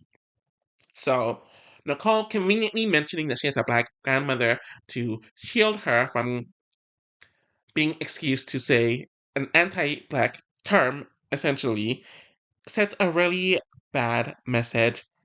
And we're gonna get to another Dominican who kind of does the same thing, and it's an element of Dominicans claiming black and not black when convenient, and they're only claiming black so they can get away with anti-black slurs. And the cool part of blackness, or the hip part of blackness, or the controversial part of blackness, like the culture and saying the N-word. Another reason why I did not put Nani here is because I don't know if this black grandparent supposedly of Nicole's is Nani's grandmother because cousins only share one grandmother and one grandfather together, unless both of your sets of parents are siblings, which I do know a scenario where that's happened in my real life, so it is possible, but it's very, very, very rare. Now we're at another big one, and I can't believe we're almost an hour and a half into this. I'm nowhere close to being finished with this. Anyways, Cory is next, and he also debuted on Battle of the Bloodlines. His real world season was one of the two real world seasons I actually did watch, so I am relatively familiar with his story and a bit more of his background. Obviously, he is biracial with a white mother and a black father, though based on the DNA results that his girlfriend posted of him, I'm assuming that his father is an MGM, multi-generationally mixed person, because Cory is like 31 to 32% black and like 67, 68% white. So he's a lot more white than black, but technically he's biracial. Or maybe his father is a black man, but he just didn't inherit a whole lot of his father's blackness DNA wise. Maybe so, but I highly doubt it. So I do know that he was raised mostly with his white family, mainly by his white mother. His father was in jail for a decent amount of his life, so he grew up around whiteness more than blackness just due to his environment, and I don't blame him for that at all. I remember a lot of people are talking about how he's mostly or mainly dated or hooked up with white women. I know he was simping over Jenny on Real World Explosions. I'm pretty sure the ex that they bought for him was also a white woman. So he's very comfortable in that environment. His first season was with his white cousin Mitch. They came in, they did their thing, they got runner up on that season.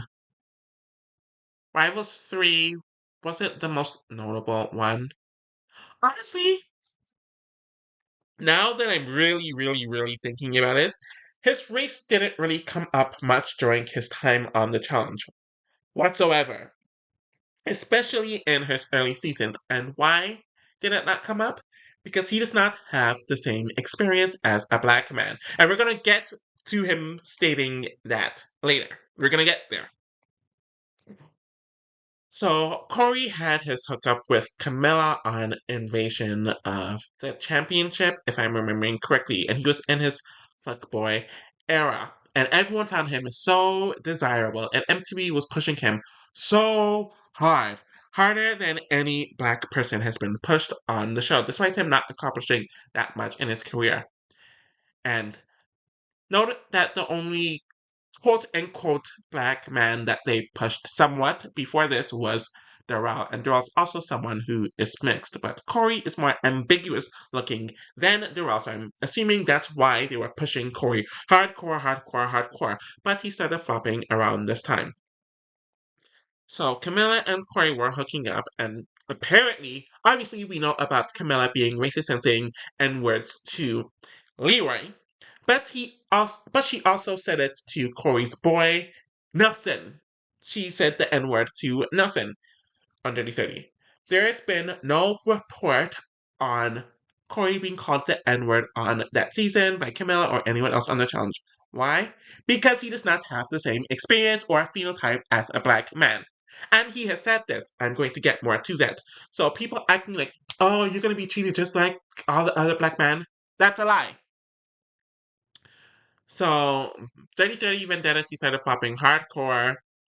And then he had that violent incident with Tony that got him booted for a few seasons. People started talking about how aggressive and violent he was there. And then he came back on Total Madness. Oh, wait. There's also that incident on X on the beach where he kind of justified Taylor spitting on Alicia, who she might be black, she might be mixed. I'm not too sure about that. But he justified it and cited it with Taylor. So a lot of people were like, oh, this man isn't pro-black at all. He's very white identified. He comes back on Total Madness. He's a father with Cheyenne, though even that was a bit messy. He's on Teen Mom with Cheyenne, so he got another platform. This is another example of them kind of pushing him hardcore. Honestly, he was very inoffensive on this season. But I have to talk about the moments where I think it was right after or during. Yeah, it was during Total Madness airing where he went on his live and he said that he can't really discuss racism like that because he does not have the same experience as a black man because he is biracial. And people were mad. I don't know why they were mad though. Black people do not have white parents. Black people are not 30% black. Black people that aren't adopted aren't raised primarily and solely by white people. Cory is Cory has the same skin color as many white people. He clearly does not look black. He looks what he is, mixed. There are so many studies that state that lighter-skinned mixed people are treated better in the court system, they are treated better in the job system, they're treated better by the police, they're seen as more friendly, they're seen as more desirable, they're seen as more palatable, which we see in the media and on show business, than monoracial, darker skinned black people. So him stating this isn't incorrect at all. And then people got mad when he said he tried to both sides the conflict between white people and black people. And obviously he would see it differently than a black person would because black people don't have white family members. So obviously he goes with his white side, he sees things there. He goes to his black side, he sees things there. Obviously, black people don't have that experience. So them trying to act like, oh, Cory shares the same experience is disingenuous, and it's really just the white supremacist ideology of the one drop rule, which he himself mentioned the one drop rule. And then people got all up in an uproar. No, he was actually correct in his sentiments, but a lot of people don't like it when mixed people who feel comfortable being mixed and some who feel comfortable with whiteness want to not identify solely as black. Obviously, there's a bunch of backlash, and then people were calling him out for dating his racist Taylor, who had tweets that were racist when she was a teenager, like a decade prior, that was addressed on Teen Mom way before this, and then their baby special was canceled due to this. Cheyenne had to do damage, control. I'm probably going to talk about Cheyenne later on in the video, where she says that their child is going to identify as black. Oh yes, I also remember he said that his child with Cheyenne is mixed, and she said, no, she is black. Though Cory might be right about that. If he's 30% black, 66% white, I don't know Cheyenne's percentages. Let's just say she's like 75 to 80% black. If they have a child, they did have a child, their daughter is probably going to be like 55% black, 40%, 45% white. So him stating that she's mixed or multi-generationally mixed isn't too incorrect. People got mad about that. And then I guess he was doing interviews after that where he was talking about wanting to represent the black family with him, Cheyenne, and Ryder, which fine enough. And then I noticed it was afterwards where on the Challenge USA 2, he started, I think Chanel was braiding his hair. They were talking about blackness very briefly. There was a whole lot of context there. And then on Challenge Battle of the Eras, he and Kyland were talking about wanting to be black winners, and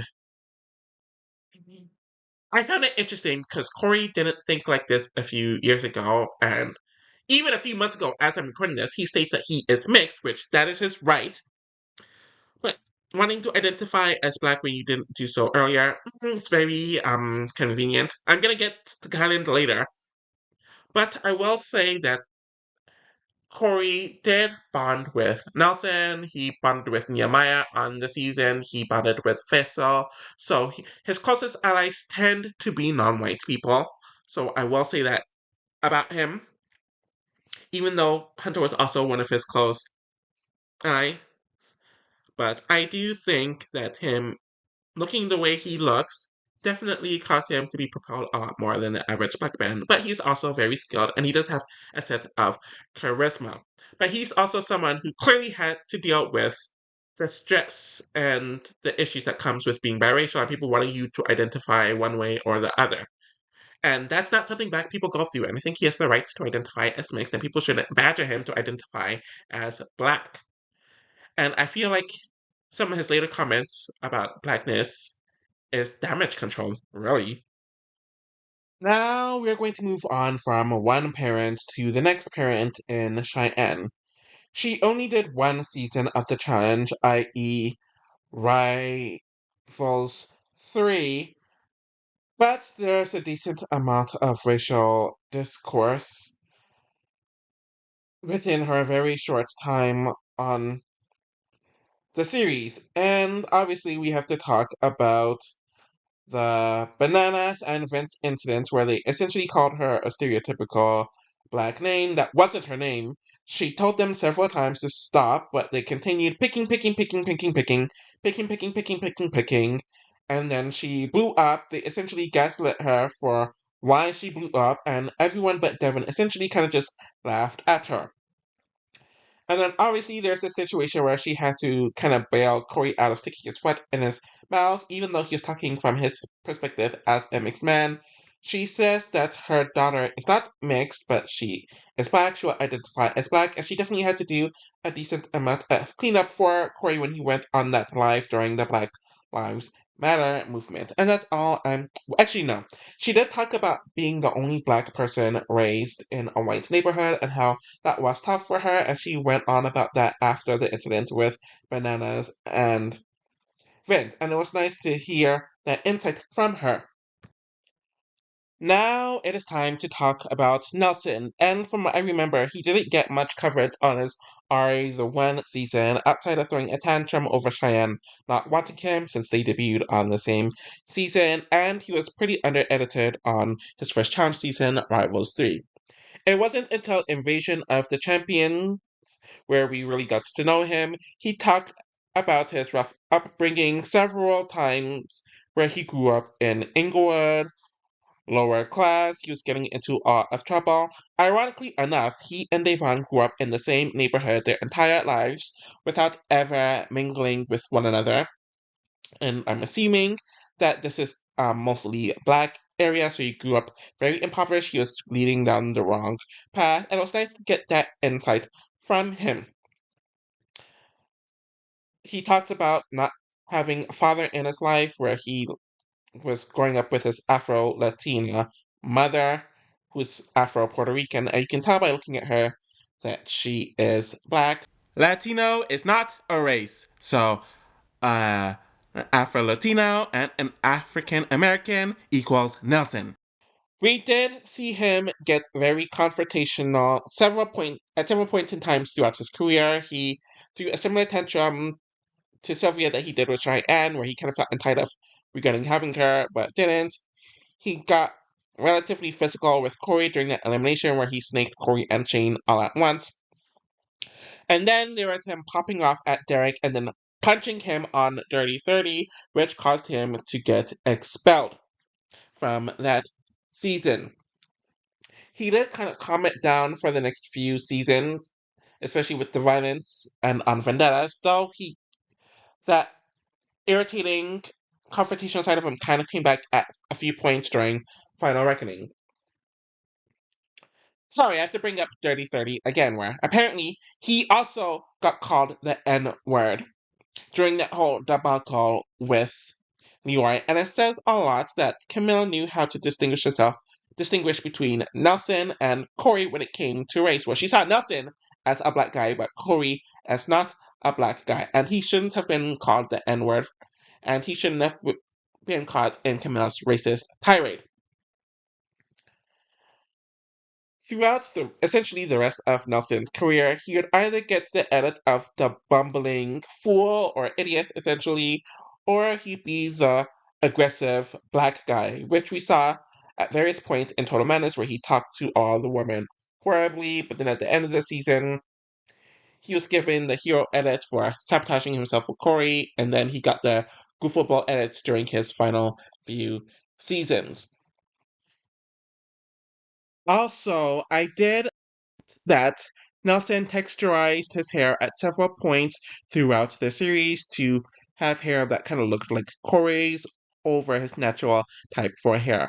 I don't know if he did this so he could seem more exotic or desirable or palatable, or he just wanted to try a new hairstyle. But I did find it interesting to point out, and I thought it was worth commenting on.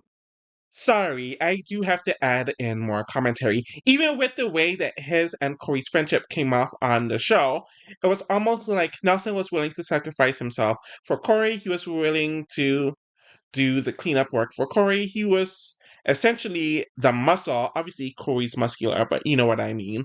Where Cory was the one that kind of chilled back, let Nelson do his thing, and Cory would reap the benefits of it. And this friendship dynamic could be seen in a way where you had the black sidekick and the mixed, whiter appearing guy being able to relax, being more pushed to the forefront when it comes to the show, and getting a better edit. You could make that argument, but maybe I'm just overreacting. Now we finally made it to the people who debuted on Era 4, and something tells me this video is going to be 2 hours long. So the only two people that debuted on Vedadas, ironically, were partners on Final Reckoning, and they're actually very good friends. And this is Kayleigh and Kam. There isn't a whole lot I could say about Kayleigh since she only did 3 seasons, but there is something to talk about. Clearly, I remember when that whole incident that happened on Vendettas with Kayla, Brittany, and Jemmy throwing her stuff in the hallway from her room, and obviously she didn't react well to it because her stuff was tempered. People brought race into it, and while an element of that definitely could be looked into, especially with Natalie also kind of siding with it, and all 4 of those women are white women. Kayla and Natalie being Latina doesn't mean they're not white, and they're doing this to a biracial woman. You could definitely make the arguments that there was the unfortunate mulatto trope where she's kind of slut shamed due to an innocent flirtation that happened with bananas very early on. What annoyed me about this is that people were calling her a black woman, and one, she's not black. Two, in the United Kingdom, where Kayleigh is from, biracial people call themselves biracial and or mixed race. They have their own category on all their governmental forms, and they are essentially putting their US standards, which isn't even much of a standard in the US since there's no legal implication for biracials being black here, despite that claim. But they're pushing the ideology on a British biracial woman who doesn't identify as that, and it's wrong. But there could still be a racial element to it. But it's not because Katie's a black woman, if that makes sense. And then on War of the Worlds 2, there was an incident that didn't make it on the edit where Theo called Katie a black bitch. She states that she is biracial, so yet again, she sees the difference in being biracial and being black, which is very true. And then Theo said he only said it because he knows Katie is biracial and he didn't think that she would take offense to it. We're going to get into Theo very soon, so look out for that. And that's really it. I do appreciate that she identifies as biracial. She stood in that identity, and you can just tell looking at her that she doesn't look like a black woman and she looks mixed. So I don't know why this is heavily a debate, but people are going to do what they do. Now we are going to move on to Kam, and there's definitely a bit more to discuss here. Obviously, she came into Vendettas very confident about her abilities, despite her knowing absolutely nothing about the show. And while some people were impressed with her capabilities, people didn't like that she called herself Killer Kam. This really, really, really annoyed people. And Vendettas aired 6 years ago, filmed 7 years ago, or 6.5 years ago, and people are still ranting about her calling herself Kayleigh and Kam. They get really, really angry about it. And I have to wonder, would they have gotten this angry about it if she wasn't black? I highly doubt it. People consistently call her overconfident, cocky, arrogant, and this narrative has continued throughout Cam's entire challenge career. And even with her not appearing as much, people still rant about it today. I remember when she won her two mercenary eliminations, they made the argument that Tori threw it to Cam despite them not knowing one another, and they liked pinning her against Tori a lot to kind of lift Tori up and to pin Cam down. And this was done for years, well before Tori even won her season. It was interesting because Cam talked about wanting the black woman to do well, but she made every possibility. Sorry, she made Faith and Devon, two darker skinned monoracial black woman's experiences very hard on the next season she did in Final Reckoning with that obnoxious plan that she came up with just to nominate the two rookies when she herself was a rookie yesterday. And she actively made those two black women's experiences harder on the season. And I guess she didn't realize, or I guess she thought she was higher up on the Lavender Ladies hierarchy than she really was, but the purchase kind of handled that. Then on War of the Worlds 1, she did make it up to Devon where they agreed to work together throughout the game since they wanted that black power, and I liked that they definitely did this. But it fell apart partially due to Devon choosing non-black people over Cam, which Cam felt a way about, but them fighting over Theo, who Cam was getting in a showmance with. And to me, it's clear that she was doing this to bother Leroy, and Theo was doing this to get screen time, especially because he has made it known after this that he really does not like black women. We're going to get more into that. They didn't show much of Cam's relationship with Leroy during the first few seasons of her career, and you can make the arguments that them under editing, really the only black showmance, is definitely problematic. They only started somewhat showing it on War of the Worlds too, but even then they're definitely under edited compared to Cara Maria and Polly and especially Tori and Jordan. And then people of course compared them to those couples a lot. They really didn't get a lot of focus until Double Agents, where obviously this happened right when the George Floyd stuff was taking place. A lot of the people on that season were talking about race, black identity, person of color, all of that. And she really wanted a person of color to win the season. But obviously, she wanted that to be herself and Leroy. And I do think this was genuine on both of their parts, despite some of their actions kind of hinting otherwise. But unfortunately, they didn't pull out the clutch win. And of course, there was the All Stars 4 incident with Ayanna, where she was offended on Janelle's behalf that Ayanna didn't consider her black, and whatever bullshit statements Ayanna said to Janelle that crossed the line, definitely crossed the line. And apparently, she said something about Cam not being black enough in her actions, and that's really pissed Cam off. And those two went at it a lot during and after Janelle left, so they had a huge conflict as well.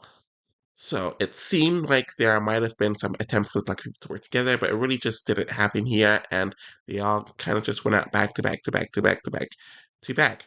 But yes, I definitely do think a lot of the hatred that Cam gets is due to her being black and a woman, especially compared to some of the others who are just as confident and cocky, whether they are men or just non-black women. I remember that she made a comment on an interview, or I believe a live, where she said that she wanted to be the black winner who has type 4 hair, and you can tell by the way she spoke about it, she was talking about an unambiguous black winner because there's been a lack or very little, if not none, of that. And so many of these fans felt a way about the comment because they kept on mentioning Jonay won, Janelle won, Cora won, all these black women won. And it was clear to me that she was trying to say, oh, and also Amber won. It was clear to me that she was referring to she wanted an unambiguous, non-mixed black woman to win the challenge. And the only example of that is the very, very, very, very, very early on, which included Cynthia, but her season wasn't a part of the challenge until several years later, and Roni might be mixed as well. And obviously, Kam didn't know a lot of the history of the show, so some people use that as an excuse, but it's clear that they're trying to talk around the fact that she was referring to a black woman winning, not a mixed woman winning. So even Kam knows the difference between a mixed woman and a black woman, despite how she felt about Ayanna's commentary. But in that case, it might have been how Ayanna said it instead of what she said. But we don't know because we haven't seen it. We can only piece together the pieces in that regard. Chronologically, Devon is next, and obviously I've talked about her when I did this topic with Big Brother USA house guests, and I did it twice, so a lot of that information is over there, and I'm going to try to not repeat talking points here. And they're two different shows, so the two experiences that I talk about really shouldn't be interacting here. So she debuted on Final Reckoning with a few of the people from her season, and you could tell that it hurt her that Kam did that huge plan to send her and Faith in against one another, where it was just very obnoxious. But the main incident is the incident with Shane, where he, of course, called her a whole bunch of bitches and got very aggressive. And you can watch her physically trying to calm herself down because she's very well aware as to why she is cast on these shows. She's cast because she's seen as the sassy, confrontational black woman, and she really doesn't like when that side of her comes out. That's why we see her literally breaking down in tears after that incident happened. She says she didn't want to go there. So she knows this is what people want, i.e., the producers, but she really doesn't like this side of herself. So you'll see this throughout her entire challenge career. And when she does snap, which she does when she's finally eliminated on this season, and she gives Ashley the finger, she just didn't care at that point, and she just starts crying because she's tired of being targeted all the time. On War of the Worlds 1, she and Kam decided to work together to do some Black Girls Magic thing for the season, and it was working out well enough, at least in the beginning. But they both had a crush on Theo, and Theo just wasn't interested in Devon, and I think it's because she represents the type of black woman that he doesn't like at all, but I don't even think he likes lighter skinned black women like Kam, and I just mentioned how that was for storyline. Anyways, so this was one of the reasons why Devon and Kam ended up falling out, and Kam thought that this was weird because Devon had a boyfriend while the season was filming. You notice how Devon kind of just skirted around that topic at the reunion. Anyways, outside of that, Wes started to go at her later on in the season where he told Jenna to like step on her neck or step on her face or like knee her face while she and Jenna were in that physical elimination. So she called him out about that, and then she said that after this she'll make sure somebody is in his face to see how it feels. Then he somehow took this about how she said that she would get her cousins to harm or toe tag him, which really wasn't the case. That got blown up on social media. She got death threats on social media by his fans. A bunch of people called her work, which is just way too much. And she mentioned this at the reunion, and apparently he was pulling teeth to get him to apologize because he really wasn't owning it. And then the producers had to show video footage of what happened in that altercation unedited, and she didn't say what he told or he claimed that she said, and this really turned her off from the show. So now she is on All Stars Rivals, and she's a different Devon. She's sanctified, she's saved from Jesus, and she's very under the radar. She's not getting into any drama. She's very calm on social media, and of course, people are calling her boring. And it seemed like she successfully knew that people wanted to see Day Day, those were her words, but Day Day doesn't exist anymore. And of course, when they aren't seeing that, they call her boring. But she's supposedly retiring from reality TV now. We'll see how long that lasts, or if that lasts, but it does explain her behavior on All Stars Rivals, where she's really not in the mess. On to War of the Worlds 1, and the two people we are talking about are mixed and not black. So we're moving on to Josh, who always identified as a Latina and a non black Latino, which has been the case since his reality TV career started. I already talked a lot about this in my two Big Brother videos. I talked about him in this regard, so I don't want to repeat my talking points there, and it's a different show. Though the Afro Latina stuff only came out due to either him or his family saying something problematic. But on the challenge, he was the spicy Latino guy who popped off, was kind of puppeted to go after the people that the puppet masters wanted him to go after, and all that jazz. One thing that I did notice is that he picked a fight with Swaggy and threw a drink at him unprovoked, and he never did this with anything else, with anyone else, even on Big Brother or the challenge. The issue with Josh, even when it came to the Mark situation on Big Brother 19, Mark threw something at him first, and with Fessel smushed his face first before he threw something back. But he actively threw his drink at Swaggy first, and I wonder why that is. It's very interesting.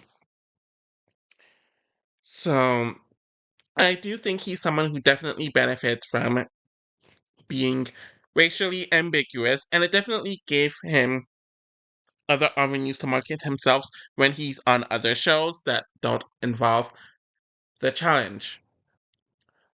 I don't even think he was included in that black talk amongst the mixed people of 40, so I found that to be pretty interesting. But yeah, it seems like he's one of those people, just based off of the history of his entire reality TV career, who identifies as an Afro Latino when it's convenient.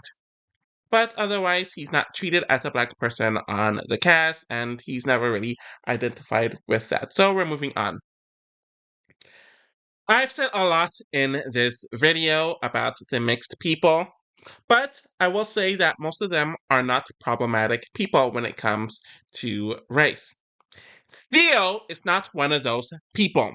And yeah, I have some bones to pick with him. First, I didn't even know that Theo was mixed until a few years after his debut. Like, I believe it was when World Championship was airing, because it didn't really come up on the show, or at least on the edit. And to be fair, he looks like a black man. And yes, there are mixed people who look white. There are mixed people who look mixed with black and white, which is what they are. And there are mixed people or biracial people who look more black. And Theo's clearly one of them. To be fair, I'll say that I can only imagine being a biracial person and only looking solely like one race instead of the other when I'm come from the product of parents of two different races. So if I was a biracial person who only looks black, or a biracial person who only looks white, and people automatically assuming with that, I could see how half of your identity and half of your DNA kind of being erased by phenotype could be offensive. My issue is that he said a lot of anti-black bullcrap on. He said it on War of the Worlds 2 and on social media.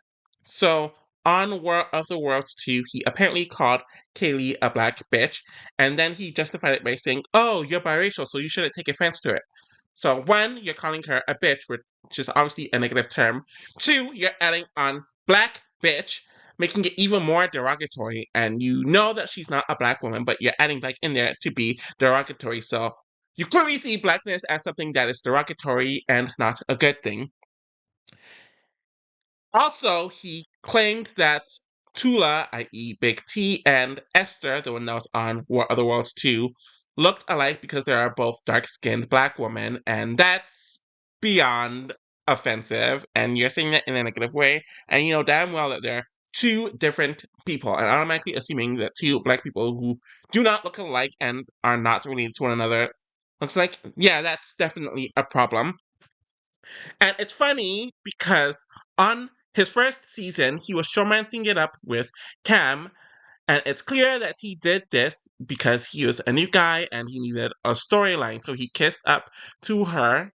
But neither one of them took it that seriously, and he's been white obsessed ever since when it came to his dating choices. Which, to be fair, he's allowed to date whomever he wants, but don't kiss up to a black woman for clout and then bash black women on the very next season and continue to do so on social media, which is what he did. He apparently made fun of several black women. He made fun of them being undesirable. He made fun of them of being on the bottom of the totem pole.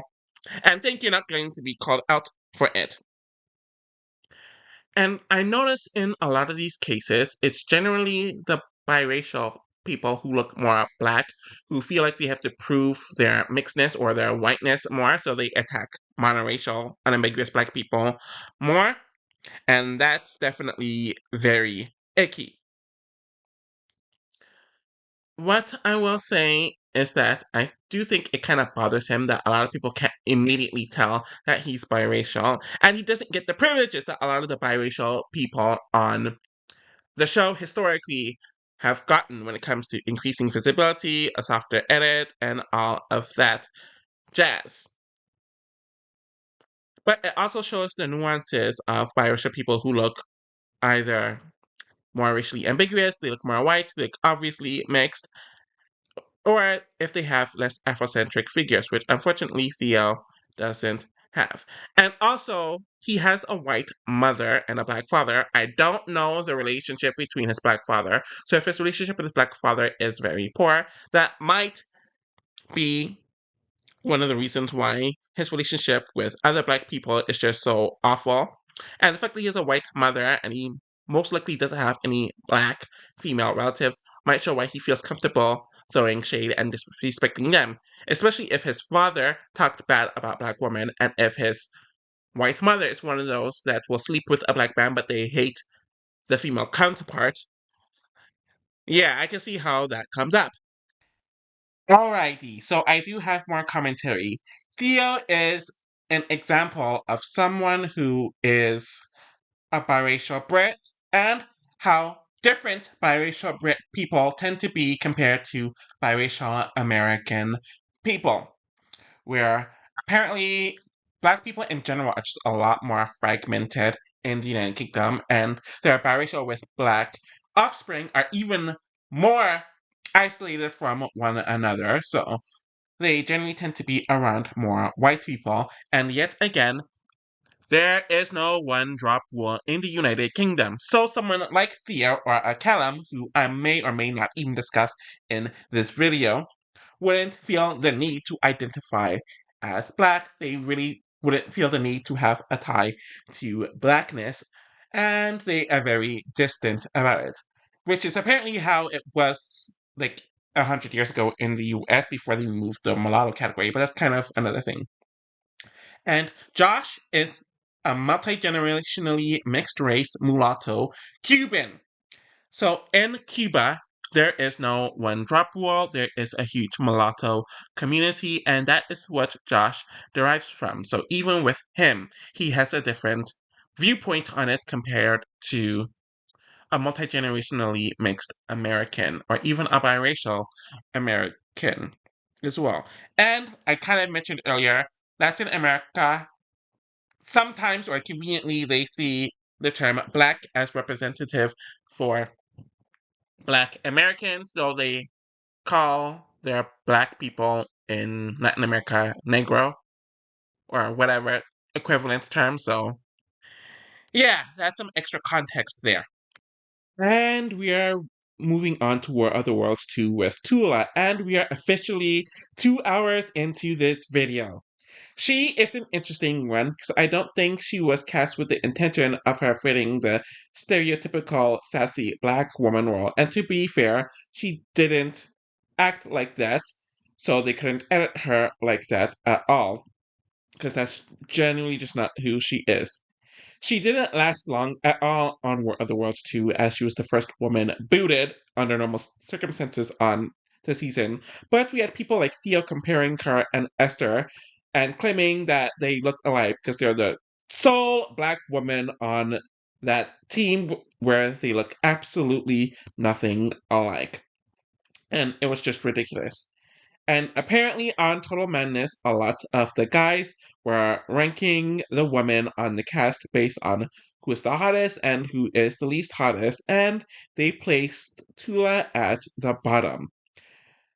Obviously, she wasn't the only black woman that was there, as Bayleigh was there too, but Bayleigh benefits from texturism, where Tula does not, and someone like Fessy even mentioned that this was just really, really, really gross. And I remember when this was revealed to the fan base, the people involved got a lot of flack for it. And it's like, of course, the monoracial, dark skinned black woman's at the very bottom of the so called list.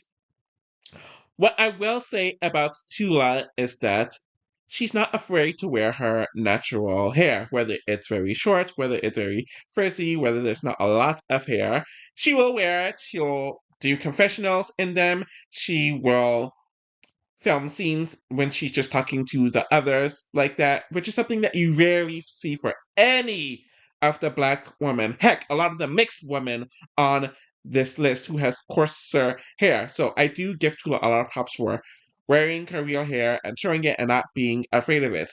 Though, obviously, we know that she'd be insecure about it due to the whole thing with Cory posting a picture of a live that they were doing and she was in her natural hair. So it still is an insecurity of hers.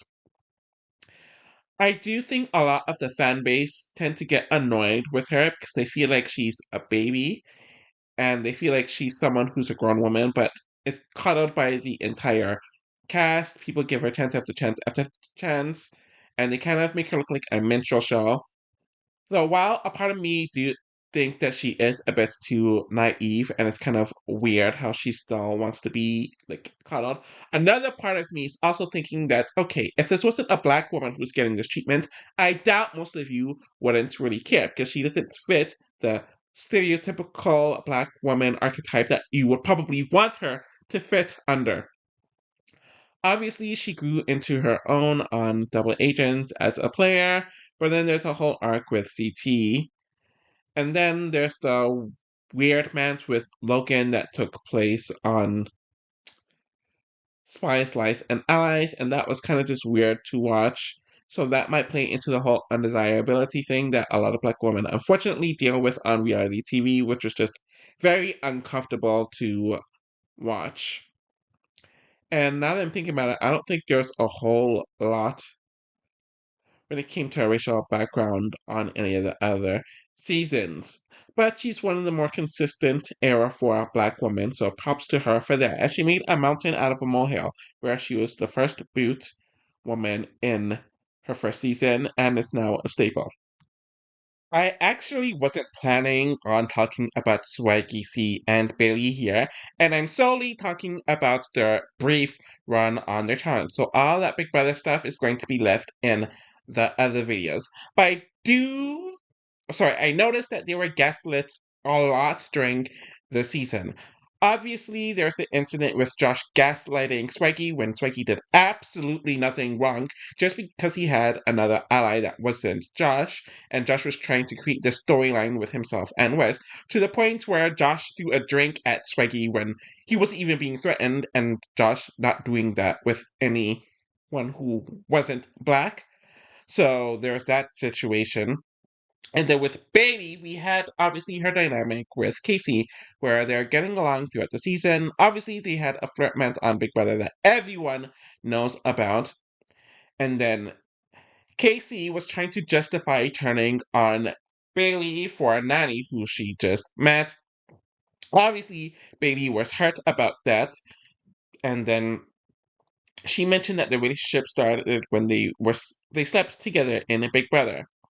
Anyone who has ever played Big Brother and watched Big Brother knows that house guests, no matter the season, they share beds because some beds are off limits. And then with the inclusion of have nots and stuff, sometimes you're sharing the same bed. So you're literally sleeping in the same bed together. And that's clearly what Bayleigh meant. obviously, when they got back to Casey, she knew that's what Bayleigh meant, but she was trying to twist it in a way to make Bayleigh look bad.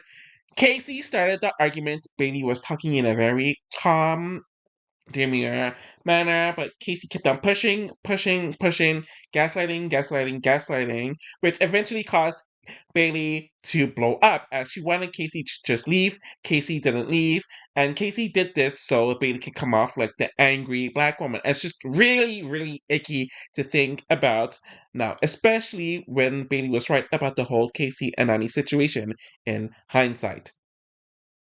I'm going to move on to Amber now, who debuted and also won her first season, which was Double Agent. And this brought a lot of discourse regarding the whole black winner thing, since it's been discussed for a while that, oh, we haven't had a black winner since Nehemiah on The Gauntlet 3, which was which aired in 2008, and I believe filmed in 2007. So it had been like 13 to 14 years since we had a black winner. And with Amber winning, everyone was like, we have a new black winner! And that brought a lot of discourse because Amber is biracial. She has a white mother and a black father. I saw her father as like, okay, he's either just a light skinned black man, which is possible, or he's a multi generationally mixed person. But then I learned literally like 2 or 3 days ago that her father's Puerto Rican, and black Puerto Ricans have a decent amount of admixture, or it could be a mulatto Puerto Rican. And if a mulatto person is procreating with a white person, or a multi-generationally mixed person is procreating with a white person, their child is going to be a majority white. And just by looking at Amber, you can definitely tell that she's probably like a Cory, who's like a third black DNA-wise and 2/3 white. Doesn't look white, but isn't far off, if that makes sense. Bordering on white passing, but not exactly white passing.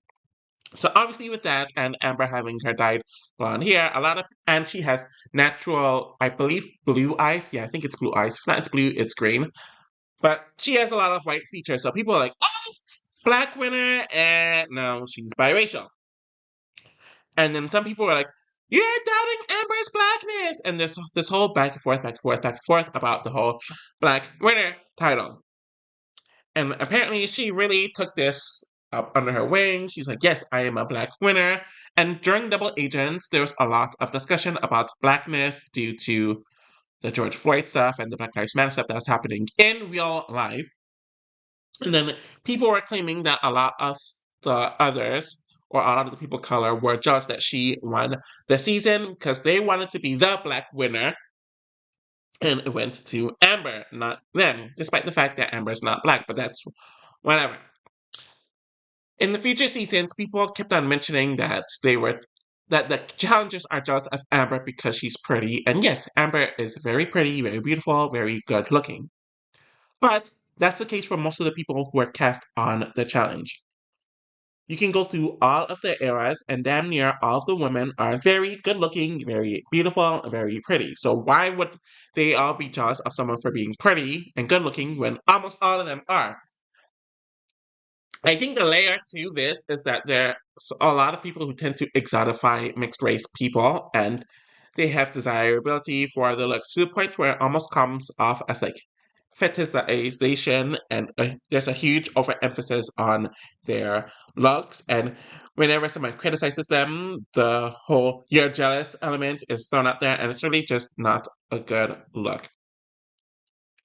And then a lot of people talked about how, apparently on Big Brother 16, she talked about how she was mixed. She didn't really see herself as the same as a black woman, which is fine. But since coming out to MTV, she's taking on that black title, and some people see that as problematic. But the fact is, Amber does not look like a black woman. She's literally white skinned. She has the same skin color as a lot of white people. She has some Eurocentric features, and yes, she has some African features, but it's nowhere near the amount as a black woman or even a more black presenting mixed person. So when people talk about her being black, it's kind of coming from a disingenuous place. because Amber clearly looks very different. But obviously, she went through a lot, and then there's the element of her diagnosis with autism. And this is an element that I think could be tied to Black people, as a lot of Black people or people with Black ancestry don't like getting diagnostics for certain mental health or even just certain disability checks. They don't want. They're very distrustful of doctors. They tend to avoid until it's too late. And she got diagnosed in her mid 30s for autism. And a part of me is wondering if was this partially due to her Black family members? I don't know, but it's something that I felt the need to bring up, so I'm bringing it up now. We are getting closer to the end of this list and video, and the next person chronologically is Cory. And I don't think I'm going to have a whole lot to say about him here, since his career is still very new and fresh. On Spies, Lies, and Allies, he did have that physical altercation with Huey, as he ended up shoving Huey after he lost the elimination, and he was definitely frowned upon when it comes to that, and he immediately regretted it. And then he got a lot of flack for turning on Tula in the way that he did on the Battle for a New Champion. Yeah, Battle for a New Champion, where he was accused of using the queer Black thing to bond them together, only for him to turn on her in a public way to reintegrate himself with the non-Black cast members, and it really wasn't a good look. One thing that I do notice about Cory is that obviously he is Black and obviously he is gay, but he tends to talk more about his gayness or him being gay or his homosexuality, my bad, I'm going to use the proper terminology, than his Blackness. Not that he has to choose, but I don't know if that's because he identifies more with being a gay man than a Black man, or that part of his life is just more important to him, or he feels the need to defend it more. I don't really know why, but there's an element of intersectionality there that I feel like should be delved into more, but just never is. Interestingly enough, on All Stars Rivals, he didn't get a lot of screen time, but he did get into a lot of mess there. It has since been revealed that he has something going on with Cheyenne. That was either like a hookup or something romantic happening. To the degree of it is debated based on all the parties involved and witnesses. But essentially, there was something that was maybe racially inappropriate that Cory says that could have been a learning lesson, and then Frank outright admitted that Shane crossed a line. I don't know what level that this is going into. I don't know if this was some like fetishization that went really wrong, which tends to happen with Black men. If you know, you know, but I'm wondering, it definitely adds an interesting element with him being Black and gay, and I think this might have been the very first time that they intersected in the way that they did on the challenge. But obviously, it wasn't put on the show, and it hasn't been discussed much by the people involved, so I don't really have much commentary on it. Remember the pathology that I've talked about with a lot of Latinos when it comes to them not identifying as Black, which is correct since most of them aren't, but they'll conveniently do so they can claim certain benefits? Yeah, that's where Nurys comes up. I distinctly remember her in years past refusing to identify as Black and stating that she isn't Black, which is fine because she really isn't. And she's been very firm on that. And this was before she was even on the challenge.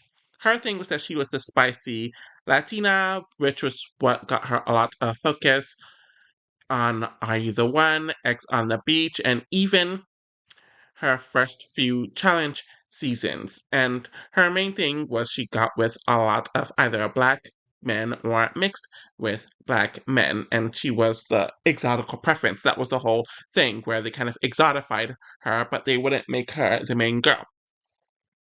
And we kind of saw some of that with her hookup with Johnny on the first season, Ride or Dice, which got messy with herself and Raven, but obviously they got through that.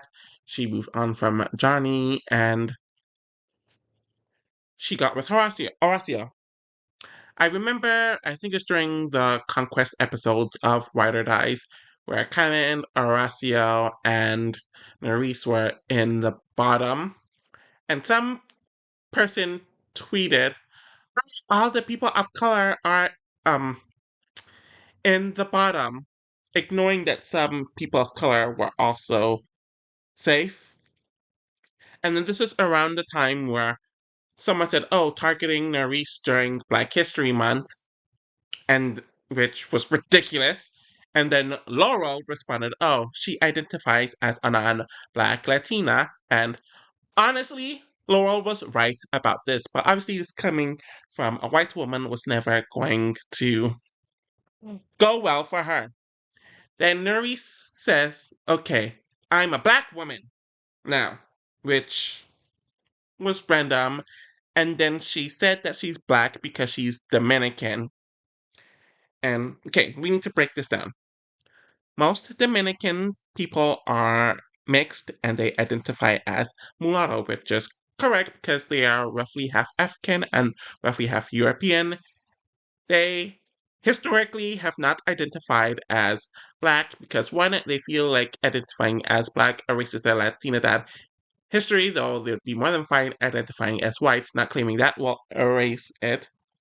And they see Black as a um, title for our Black Americans, though they also call Haitians Black or Negro on the island. Two, obviously, the distinction between Black and non-Black partially has to do with their interactions with Haiti, which is just very, very, very multifaceted.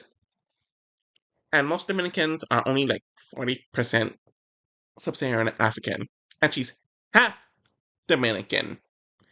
And our other half is, I think, is Salvadorian, and they're mestizo. So divide that average Dominican percentage by half, you would get 20% Black, which is most likely what Nurys is. And here's my thing. She was also called out for saying the N word some years back, just like Nicole Ramos was. And they're saying, oh, you're not Black. And people were saying, oh, maybe she's claiming Black now so she can justify saying the N word. And a lot of people confuse descent with racial identity. Almost all Black Western world people have European ancestry, but that does not make them white. Just because a lot of Latin Americans have Black ancestry, it does not make them Black. And conveniently jumping in and out of Blackness, especially when you are overwhelmingly non-Black, is just ridiculous. And I think she should just identify as the triracial or multiracial woman that she is. And there's nothing wrong with that, but she doesn't experience what Black women experience. She doesn't even experience what biracial women experience. So it's just kind of ridiculous to conveniently claim that. And it's just a really bad pathology that has been a common thing with a lot of Latin American people, especially the women, to claim Black to get certain benefits or to claim certain slurs that they will be allowed to say and then backpedal when it conveniences them. And even just from me looking at her family, I don't see a single Black person. I see several multi-generationally mixed people, which is fine and honestly expected coming from Latin America. So we are finally at the end of this video with the final person that I'm going to discuss. Here is Kyland, and obviously he is half Black and half Mexican, though as we know, Mexican's not a race. So I'm assuming his Mexican half is mestizo, though it could just be white Mexican. But either way, he's a multiracial man. Obviously, with his Big Brother season, this was right when the diversity quota was put into place, and there's a whole lot happening within the civil rights movement. So he was on the season where there's a huge focus on the Black identity, the Black alliance, and people in the Black diaspora working together. So just from that, obviously he's going to over-identify just because that was in the season of, that was his reality TV debut and what came from that. So it wasn't shocking that this ended up carrying on over to the challenge. I find it interesting that he faced Darrell, who was also half black, half Mexican, in two eliminations where Kyland beat Darrell in both of them. So, in some way, it was kind of a passing of the torch moment or a ritual, though we all know Darrell's not retiring, so it's not really, but you get the gist. And what I will say about Kyland is that he talks about being half black and half Mexican, and they show it a lot on the episodes, which we saw on 39 and 40. I remember when I talked about Darrell, where he only talked about being black and his Mexican side was never addressed on the episodes whatsoever. Clearly, a lot changed in 2 decades when it comes to how the show started portraying people of that multiracial ethnogenesis, where they talk about kind of being half black and half Mexican, and he identifies with it. It's kind of just unfortunate that Joel never got that opportunity to do so. Though you kind of realize that Kyland almost over identifies in a way where Kyland is very smart, he's very crafty, and he's very cognizant of image and the benefits that you can get from being multiracial and identifying as a bunch of things. Part of it definitely comes from his autism, I will say that, which he got diagnosed with between his Big Brother season and his challenge debut. But I also think that Kylan knows that he kind of benefits from that marketability, where if you identify with more groups, you get more opportunities and you kind of get an exotical benefit. But I have seen some commentary where people are like, oh, he's overtly identifying with his Latin side compared to his black side on the challenge. And there's a lot of discussion about this on Battle for a New Champion, where there's a lot of Latino people on that season, and a lot of them talk about their heritage there. And he got very close to Nurys and Horacio. So some people saw this as opportunistic, but I always mentioned if there were more Latino people on Big Brother 23, he would have done the same thing. And it makes sense because his mother is a Mexican woman, and from what I could gather, he was raised primarily by his mother, so obviously he would have a strong attachment to that side. I mentioned with Cory that Cory and Kylan talked about wanting to be with things like this. I don't know why the people involved and the people watching don't just say the first person in the black diaspora, which does include mixed people, but just saying black is kind of like disingenuous in a way where you're erasing your other heritage and you're also kind of just erasing black people who aren't mixed with anything else. And it's just a long trend of mixed people identifying as black and being the representatives of the first throughout not only just American history, but in Caribbean history as well. So that conversation, which I do think is genuine from both of their part, it kind of just rubbed me the wrong way in the fact that, yet again, we kind of just see this problem of mixed people talking about blackness and them getting a lot of the credit and the marketability for that, and they rarely show black people having this conversation. And that concludes my video regarding blackness or mixedness on the challenge. And I really did not expect this video to be damn near 2.5 hours. There's so many layers to this. Obviously, there's people who are black everywhere amongst the world. You look at them, they have a black phenotype, they have a black lineage, it's undebatable. Then you have the biracial people who are half black and half something else, but identify more with blackness for a variety of reasons, and most of the mixed people on the trans tend to be biracial.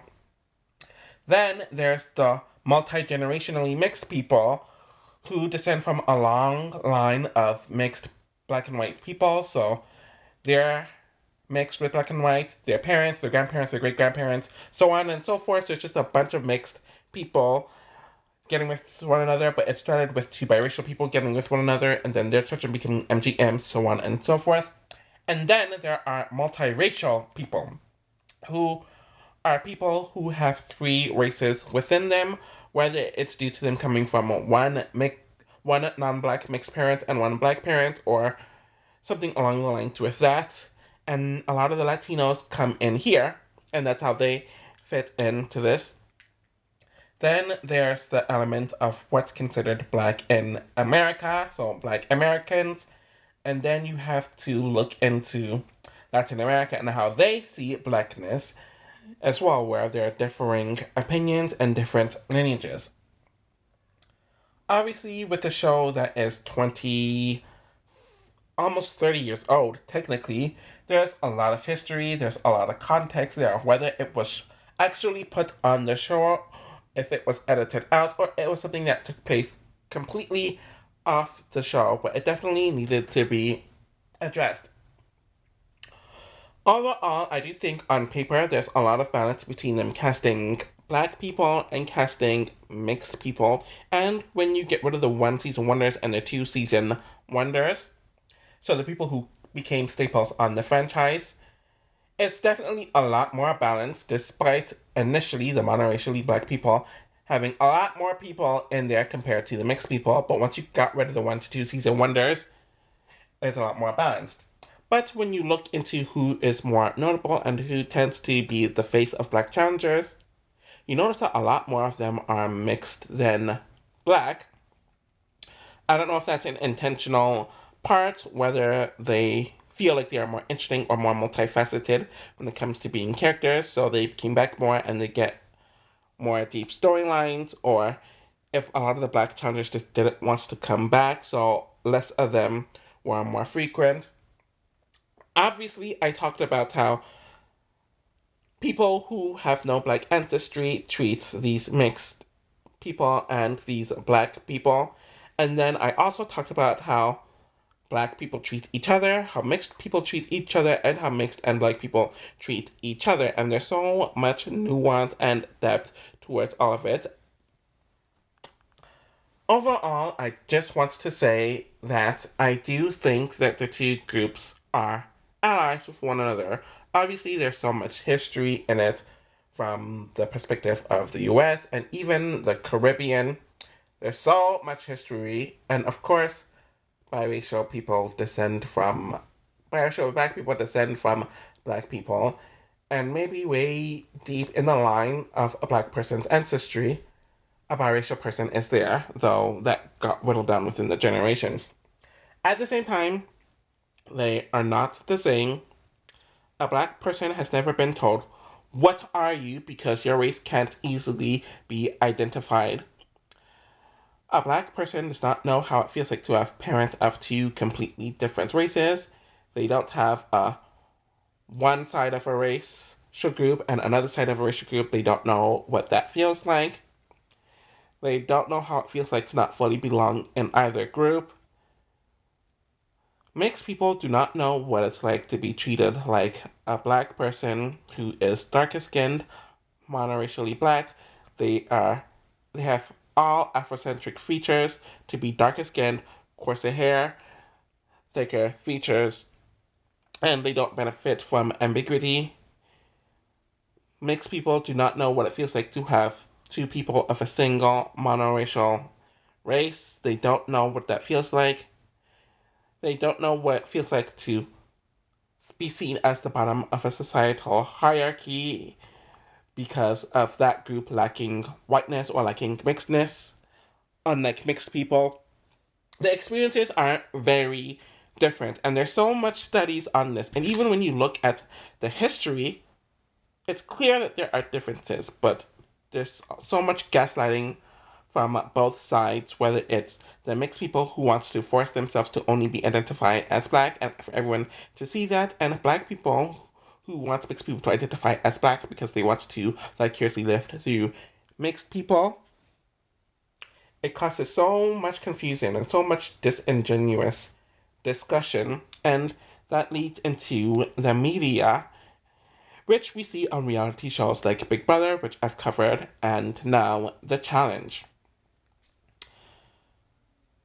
I don't know what's going to happen with the future. It's definitely something that's interesting to talk about, especially with a lot of the more recent discussions on the show that took place on the show being edited out. And I don't know if I'm going to do this video for the other racial groups or ethnic groups, because quite frankly, there's not a whole lot of them. But this is very long. This might be my longest video ever that's basically just me talking. So, yeah, happy late Black History Month.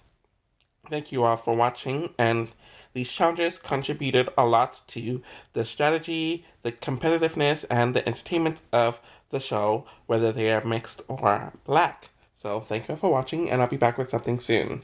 Bye!